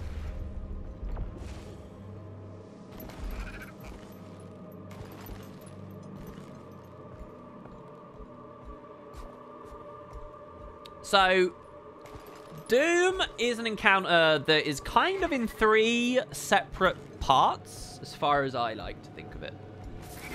Part 1 is the pre-events, where Doom is so uninterested and so arrogant and so blasé about us puny mortals that he doesn't even get off the throne. He just chills. Now, the Reapers on our side, basically, here's the idea. The Reapers are trying to summon the ritual, just as they did in Guild Wars 1, to reseal Doom. So, they're going to establish themselves. Over the start of the fight, they're going to slowly wander in. They're at the entrance here. They're going to slowly wander in on each of these squad markers, and they're going to start casting their ritual. Doom is just like, whatever, I don't even care. And he just summons stuff to try and kill the Reapers. That's the pre-events. And so, you just need to defend the Reapers by killing these mobs that spawn and keeping aggro of the mobs away from the Reapers. And at some point, when all the Reapers are in the room, Doom's going to be like, all right, fine, fuck this. I'm actually going to interact with these idiots. And he gets out of his throne. And then you're in the actual fight. Where he's trying to fight you, and it changes slightly. Things that aggress the Reapers spawn a bit slower, and you can stop them altogether. Elements from the 3 statue events appear as standard mechanics here. And then Doom's got some crazy wild attacks too. At about 50% health, 60% health, he gets a new mechanic, this chain mechanic, where players have to move apart. There's a really badass attack. If we're going to do this, all I really want to show on stream is his super badass attack. And then we'll call it there. Because, again, I do not want to do progression on this, and this will be all we do. I just want to show you guys what I've done of it. So, what I'm going to be doing is a kiting roll. I don't need that. What should I run? Sorry, oh my god, Twitter was on that entire time. So people are standing there. I was actually doing a lot of progression with people starting at square, but this should be fine. So the team's going to be killing these enforcers. I'm going to be attacking these messengers, okay? And when I attack these messengers, what's going to happen is they're going to aggro on me. If someone else attacks them first, then they'll get aggro, which we don't want. So what I'm going to do is take the messengers and keep them on me instead of anyone else. So here, another one spawned. And someone attacked it, right, early, which is not good. It's not a big deal. The messengers are actually a much less threatening mechanic than I was originally led to believe. You can always tell where a messenger will spawn, by the way. I'm doing this terribly right now, like, truly awfully. You can always tell where they're going to spawn because these orbs in the air, you see that small orb floating down? That's going to become a messenger. So what I can do is just drop a lava font, anticipating where it will be, and I can get fixation from it, right? And what we're going to do is just kite around the room, holding the messengers away from the Reapers. If we don't grab aggro, they'll go to the Reapers, and they'll do quite a lot of damage to them, all right? The other thing is there's these little orbs on the ground that I'm picking up. See these? These give me super speed, which help me to kite away from the messengers, because the messengers, in all honesty, actually do quite a lot of... they're quite quick. It's a big room, so it's like deceptive how slow you move, essentially, right? Very big room. So this guy has a personal bomb, which is one of the mechanics. He can launch that on me. Basically, we're supposed to be far away. He's going to the corner of the room to nuke it. I'm doing terribly because I'm talking about other shit. I feel really bad about this, actually. I'm really sorry, guys. So basically, you can see the Reapers are coming in. And they've got these special health bars, really obvious. Basically, it's my job to heal them up if they start getting low. The Chaos Planes takes massive aggro all the time. I don't know whether that was on purpose by the devs. But it totally does. So there's another one. This is honestly some of the worst kiting you will ever see online. So please don't judge me too hard. But, like, I can throw an easy heal, so they're pretty comfortable heals right there. We took a defeat, I don't know where or when or how.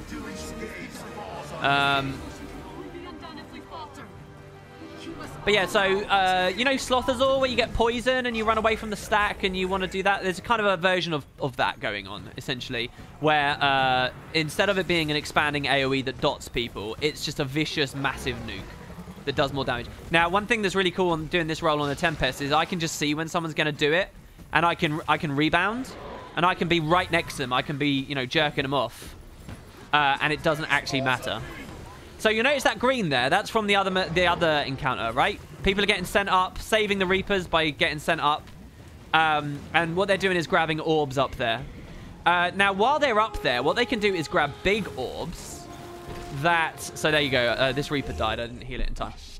So what they can do while they're up there is grab big orbs. It's all about, like, spirits floating around and things. The big orb... You see the Enforcer, that big giant skeleton that killed one of the Reapers you saw as I was trying to heal the Reaper. Those shouldn't be spawning. The guys... When Doom tries to instantly kill a Reaper, and you stand on the green circle to save that Reaper... Okay, so it's a wipe if someone doesn't do this. It sends someone up into that well up there. Do you see that? Do you see all these spirits, all these orbs floating around? And essentially, what you're doing while you're up there is floating into these orbs. You need to grab 5 to restore your life and come back down. But also, while you're up there, do you remember how I told you that there's these big green orbs, not green orbs, big, like pink orbs that are floating around into the room? Those orbs start off up here, or some of them do. So while you're in the sky, having just saved a Reaper from Doom, while you're in the sky, if you make sure that one of the 5 you claim up there is a bigger one, you can stop Enforcers spawning altogether. And by stopping Enforcers spawning altogether, you can stop your team having to kill Enforcers, and the team can focus on Doom himself, which allows you to beat this in Rage. So a lot of this, and it's actually something I really don't like about this encounter, is it's really relying on the people who are going up to grab the big orbs and be good at getting the big orbs and not getting defeated up there. And it's like, it's not even the combat system. It's like a fiddly thing that's not even to do with Guild Wars 2 combat. It's just like learning that little... And you're very dependent on them knowing that. So a lot of progression on this really is just kind of grindy, because it's like... It doesn't matter how well you're healing or DPSing or anything. It's just like those guys you've assigned to that task learning it. And I'll be one of the guys doing it as well, by the way. Once Doom gets out of the throne, I can start going up at certain times. So yeah, we'll try again. If people want a ready check, we'll try again. I want to show you guys one of Doom's big attacks, basically, which spawns at certain time intervals. So yeah, basically, first Doom is going to try and instantly kill the guy at Arrow. And we're going to send someone up. Then he's going to try and kill Circle. And we're going to send someone up. And then Heart. And then Square. And it's going to go around in the clock. And just like at Sabbather with the cannons, where you get like a head rush once you've gone up, it's the same thing here. So you have 3 different people. It happens every 30 seconds. So, Arrow person goes up. 30 seconds later, Circle person goes up. 30 seconds later, Heart person goes up. Then the Arrow dude's clear again. 90 seconds later, Arrow dude's clear. So Arrow goes up. Then later he'll go to Square. Then later he'll go to Triangle. Then he'll go to Heart. And you see how, because it's an odd number, it's offset in a beautiful kind of way as well. So you get 3 people to do it. Now, what I can do is once Doom gets off of the throne, those mobs that I've been aggroing Fixate on, those mobs start spawning way less frequently, so I can actually go up and maintain safety on them. And I can heal Reapers as they get cleaved. There's also a mechanic, by the way. These orbs, I think more of these orbs spawn based on spiders dying. Anyway, this is information overload, and stream's really not going to understand. So, as soon as the commander ready checks, we'll go in. I'll stop rambling about stuff and just answer specific questions if you guys have them. And all of this so far is not actually talking about what Doom himself does. This is just ambient shit going on in the fight. This is just, you know, this is just the general beat of the fight. This is the essence of the Doom encounter. What he actually does is also important. And we'll talk about it later. Hopefully quite soon, because I don't really want to be streaming too much longer. And I always hate saying that out loud, because I know people don't like hearing that. But yeah, and I think you couldn't even distort some of these mechanics as well, by the way. Like the personal bomb thing, you can't distort that. I don't think you could even before they changed it to Aegis. What's my favorite color? I don't really have one anymore. It used to be red when I was a kid. You heal Reapers a lot less in challenge mode. That would make sense. All right, there's the ready check. What do I think of Doom's new design? I was asked this before. I don't really care, to be honest. I think both are cool. So here, I will try to play a bit better now. All right. So basically, I'm supposed to start with a lava font on the ground over there to grab that messenger. So by the way, before there's Reapers, this Enforcer is actually going to come to whoever's closest to him. So by pulling like this is actually bad. If I position correctly, I can have that Enforcer dealt with. If I do this correct, I can get all of it, and I can put the team close to the first Reaper and the Enforcer dead and all that stuff. Basically, it's just bad play because I don't know, I'm focusing on other stuff. So we're going to grab him, and I'm going to... Oh, really? We missed the first green? So what happened there, why we wiped there, is because Doom, this is literally how simple that was. A Reaper walked into the room and started casting a ritual to kill Doom.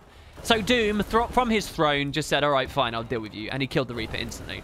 What we were supposed to do was stand with the Reaper and have Doom take our soul instead. So we would go into the sky. That's all that happened, literally. The first Reaper walked in the room and Doom said, yeah, fuck you.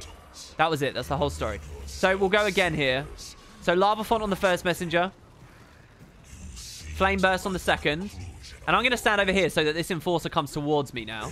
A third one's going to spawn. And remember, you can see it with the orbs as the orbs land. Here it is here, right? So we'll do this. And now you'll notice the team is not close to where this guy spawns. See how we did that a bit better there? And we just sort of spawn camp them. Yeah, so that Enforcer's dead.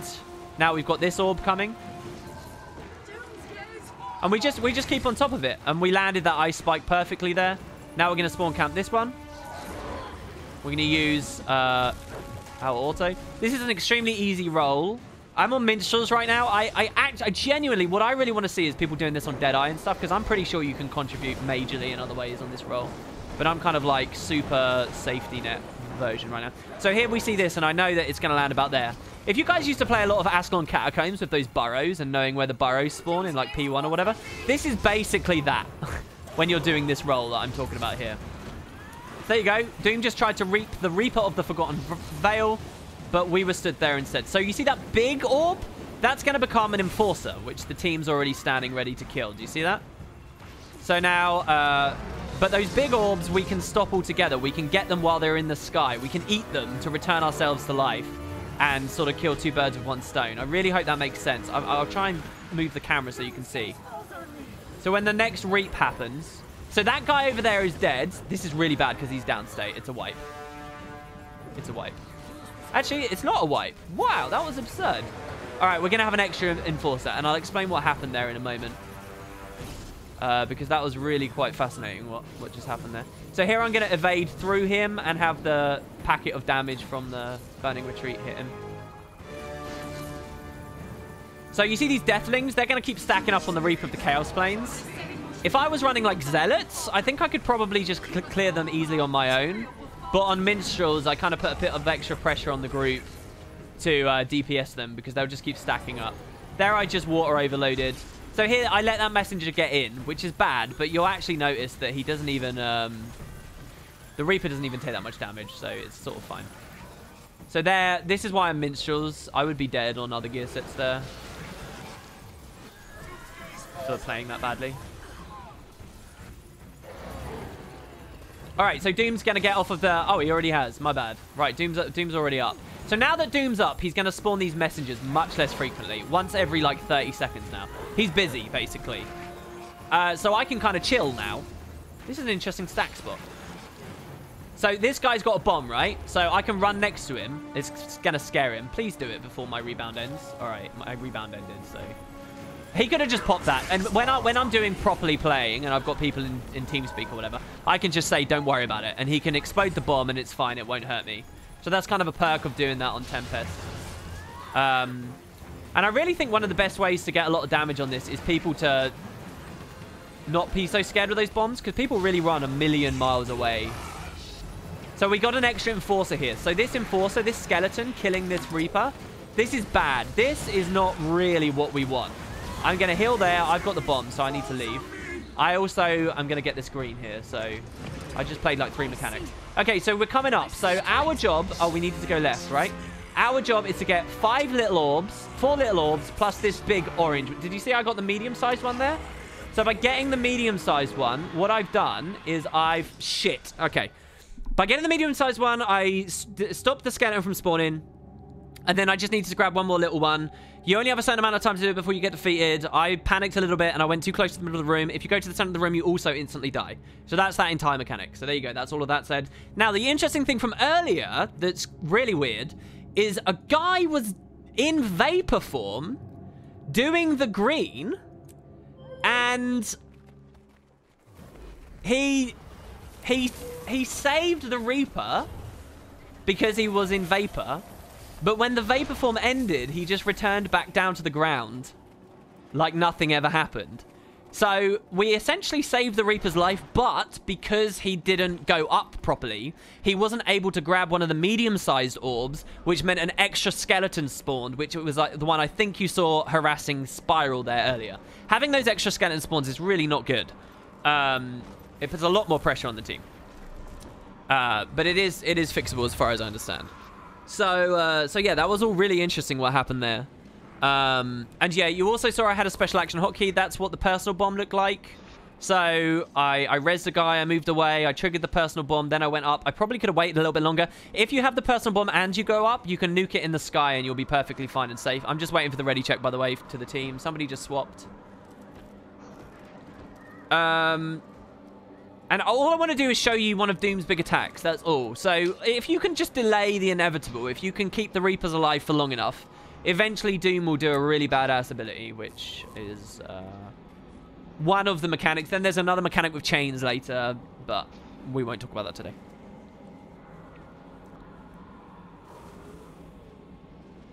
I'm pretty sure someone else took one of the green. Oh, did they? Really? I didn't see that. That would make sense, though. Sorry. Okay, we've ready checked. I'm waiting. There you go. Squad's ready. So we start with Desmina. So I start it, right? Because what I can do over here is this. And I can get the Lava Font precast. You see it's doing invulnerables, but that's fine. And that lets me pull both messengers over here. So basically, this is a mirror image of what my progression was before. So now I've got this skeleton. And really, the team's trying to get to the Ice Waste Reaper because he's the first one. So that's the first one Doom's going to attack, right? So really, I want the Enforcer that spawns to stay near there so the team doesn't have to move so much. This is all pretty arbitrary. One thing I know a lot of people don't like about this encounter is this pre-event, this moment early on, before Doom's even here. So this guy played really quite terribly there, but we got a res.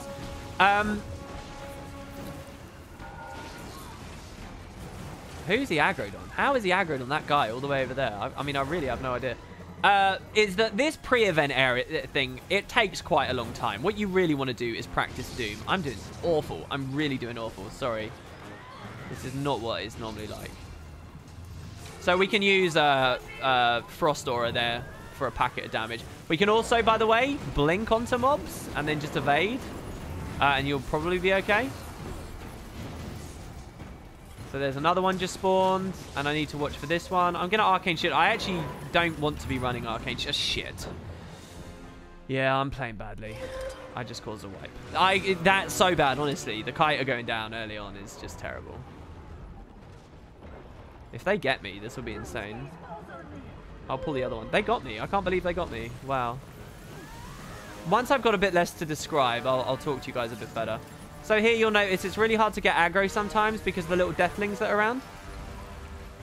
So here, I'll explain the other thing with a bit more clarity now as well. You see the deathlings? I think the idea is when you kill deathlings, it spawns more orbs up top. And remember, you need 5 orbs in order for people to bring themselves back to life after a Doom Reap thing. So,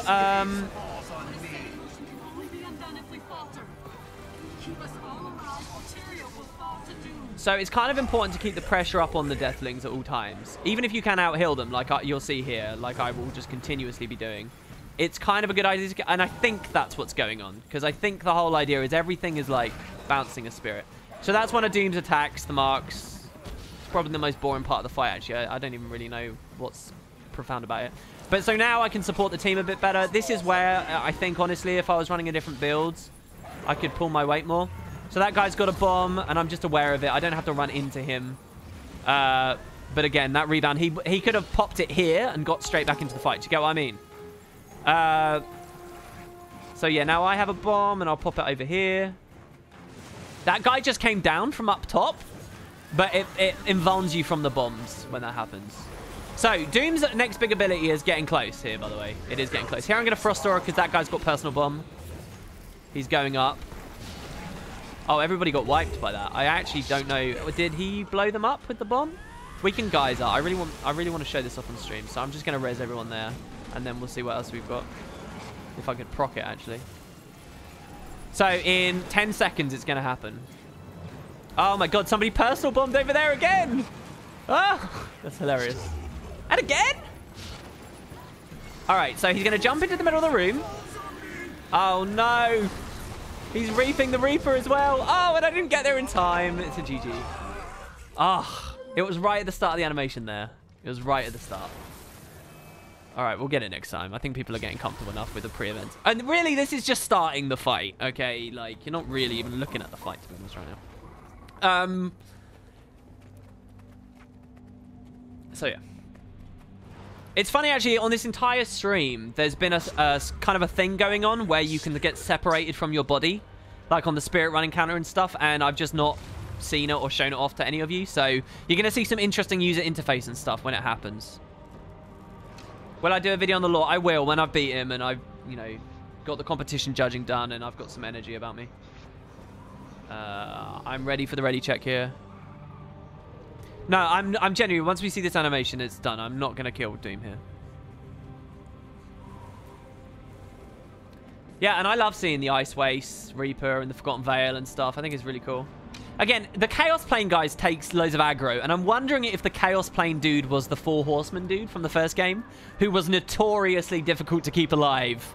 And if the devs did that on purpose, I mean, honestly, I think that's the coolest goddamn thing. I don't know whether it is, though. It's one of the things I want to verify before I talk about it in a video. Oh, God, I was looking at the... Oh, I missed the lava font. It's fine. It's totally fine, guys. It's fine. So, I'm actually going to stand over here this time. What? He went down to the messenger instantly. What is this? So, people really need to get away earlier. That enforcer is not dying fast enough, because what's happening here is they're still stood when the new messenger spawns, and they're risking them taking aggro instead of me.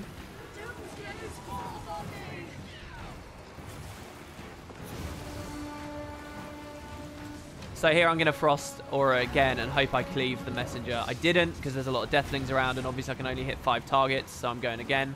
Someone else hit him first. I don't know who, I don't know how. It must have been a lingering AoE. That's not even my fault, that one. Well, it might be a little bit. Probably a little bit. I'm just not in the groove of this right now. But again, there's so much that this role could do. This role ends up feeling like really like sort of slovenly and sort of wasteful. Honestly, I should be in Fire more. Fire's really good. Flame Burst is good, and pre-casting Lava Fonts is good. So there I can... Oh, I did it too far. It can be hard to see what like, sort of depth the things are spawning at. So here we can grab him. And you'll notice right when they spawn, their orange circle doesn't really do any damage. So if you've just got speed and nothing else but speed, you can just walk next to a lot of stuff and just melee attack them. I think even on quite a glassy build.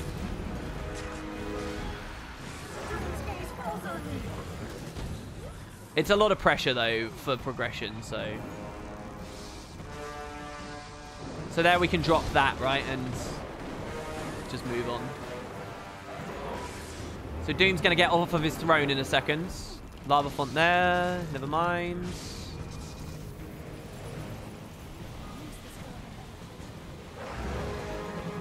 And also, you know, as a kiter, if I can keep... There you go, we got 2 with that overload, which is really nice. I'm going to pretend that was intended. So there you go, here he comes off of the throne. We'll watch the animation. There you go. And he's up. So now, basically, I really like it as well, because it's like Doom only has the, you know, capability to do X number of things at once. Alright, so they're putting him over there. Basically, the thing, if you're in the stack actually fighting him, the number one thing to do is just not be in front of him. Like, it's super important here. Like, he will, somebody used the word eviscerate the other day during some of my progression. I thought that was really good. So that guy's going up.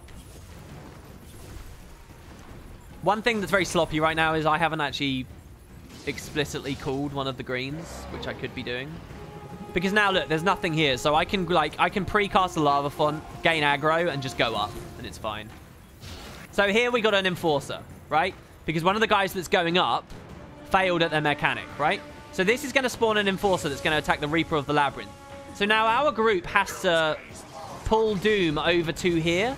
So it's just like really, this is just awful, right? So it's a big slowdown. It's a lot of extra stress on the group. It looks like they've sent one person away, and I'm obviously throwing heals here. So there's the cracks, by the way. I'm going to rebound because that guy's got a personal bomb and I'm a little bit intimidated.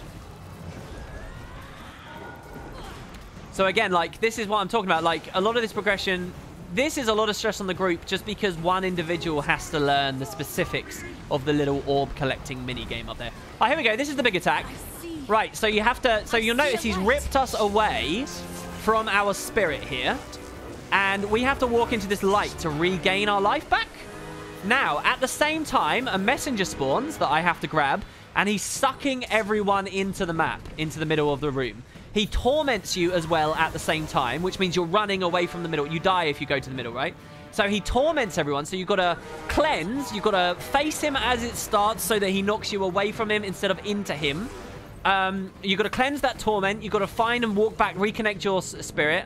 The kiter needs to make sure that the enforcer that spawns at the same time doesn't kill a reaper in the meantime. Here's his other one, which is he'll sometimes teleport to the kiter, which sucks. Somebody personal bombed the group. Usually here I would have geyser up so I can do quick reses from range, which unfortunately I don't have right now. And at the same time as that ability, he steals all boons from the group. All boons. So you want like Boon Rip to, you know, stop him having quickness and 25 might and fury and all of that shiz. It's really awesome. It's an extremely potent ability. So here you can see me doing really badly as a kiter, right? This messenger is here. So this is Doomfire as well, by the way, that you're looking at. And this messenger, you'll notice, actually doesn't even hurt the Reaper that much. So here's his animation again. We get knocked back. We blink, lightning flash forward and take a ton of damage. I don't know actually what from. I was looking for my body. Where was my body? How did I don't know. I think if you go down when you don't have a body, you're fucked.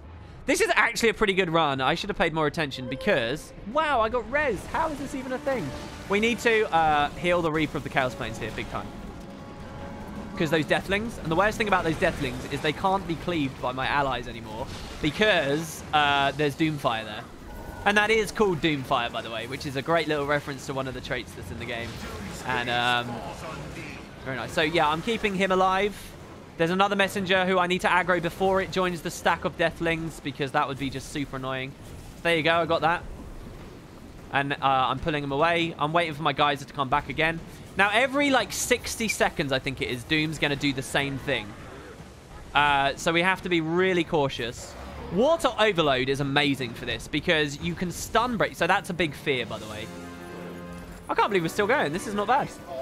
Mind you, our DPS is atrocious. He's on 70% health and we only have 4 minutes left. So our DPS is awful, truly awful. And one of the Reapers died. I should have gone. That was my fault. It was Spiral, I think, and I should have gone over. And I didn't. That was my bad. But that's fine because this wasn't supposed to be a real attempt. So yeah, that's a huge attack. He comes into the middle. He knocks he rips everyone's bodies from their souls. So you have to go into it. He steals all boons. There's a huge nuke. Big blowout. It's like everything. It's cool. It's really cool. So that's most of the fight. Below 60% health, there's another mechanic where 2 players get randomly selected and have to move away from one another at the same time as the bombs and all the other stuff. And then at 10% and below, the fight changes again. And I have no idea what that is, and I don't want to know what that is until I actually do that. But there you go, guys. I am serious. That's the end of the stream. We've gone an hour over what we normally would. I'm really sorry we didn't get to figure out more about the ring. I guess there's another clue out there, though. And, hey, next weekend, hopefully, what we'll have is... I might have beaten Doom at that point, and this bug might have even gone. And I will reinvest in this. Who knows? Maybe someone will find it. But it's the big mystery of Guild Wars 2. It's the big mystery of today. Meditation log. The journey of self has come to an end for now. It's to get the Hateful Swell, the precursor to a new legendary ring. And anyone out there, it could be you, may figure it out. So there you go, guys. Thanks very much for watching. A massive kudos to all the NA players who chilled out and played. Obviously, just because I'm leaving this group, you guys can feel free to keep going on Doom if you had fun with that. And yeah, I think generally, considering no Discord, no TS, no nothing, terrible stream delay trying to communicate with me, that was actually really good. I don't... people keep offering to get me the Doom kill. You guys don't understand. That's not what's fun about this to me. It's not fun being given the kill. Maybe later if I'm doing it for the reward. I want a real experience. I'm going to play it with the people I play with, specifically one person who's very important to me. I want to do it with, and I want to beat it properly on my own terms. With noobs. That's what's fun to me. That's what raiding is. It's not farm. It's learning shit and getting good at shit. And so, yeah, I'm going to beat Doom... hopefully, on Wednesday. So there you have it. Hopefully this inspired some of you to get in there. Maybe try out some of the other wings. And, next is the topic of next weekend. So, funnily enough, the next stream lands on Christmas Eve. Oh, no, Christmas Eve. I will be there. Saturday, 5. I will be there on Christmas Eve. However... The day after that, I'm going to see... then it's Christmas Eve and Christmas Day. Those are stream days. I will try. For those of you with no family, for those of you with no friends, for those of you who just like to get drunk watching horror movies alone because, you know, Men at Islands or whatever. I'm referencing a movie called About a Boy there. For those of you, true nerds, I might be around. On the Christmas Eve one, I might be a bit drunk and I may have just come back from the theatre, so I don't know how that will go. But we'll find some fun stuff to talk about. We'll eat mince pies and be fat and merry together. That'll be a good one. So there you go, guys. Oh, apparently I had a donation. Whoops. Thanks so much for all the... Jesus, I had a lot of follows today as well. Yeah, you can click a follow button. It will tell you when I next go live. Did I get a donation? I don't think I see one from you. Oh, Filmer earlier. We'll probably miss your stream, so happy holidays. Was hoping to upgrade my Patreon, but money was not a present except a Christmas present for WP. Oh, that's really lovely of you. Actually, didn't I read that out earlier? I don't know. Maybe I read that out earlier. I feel terrible. Look, they want to do another ready check. You're not baiting me into that, people. Look, replace me. Get someone who's actually going to kite properly and not be distracted.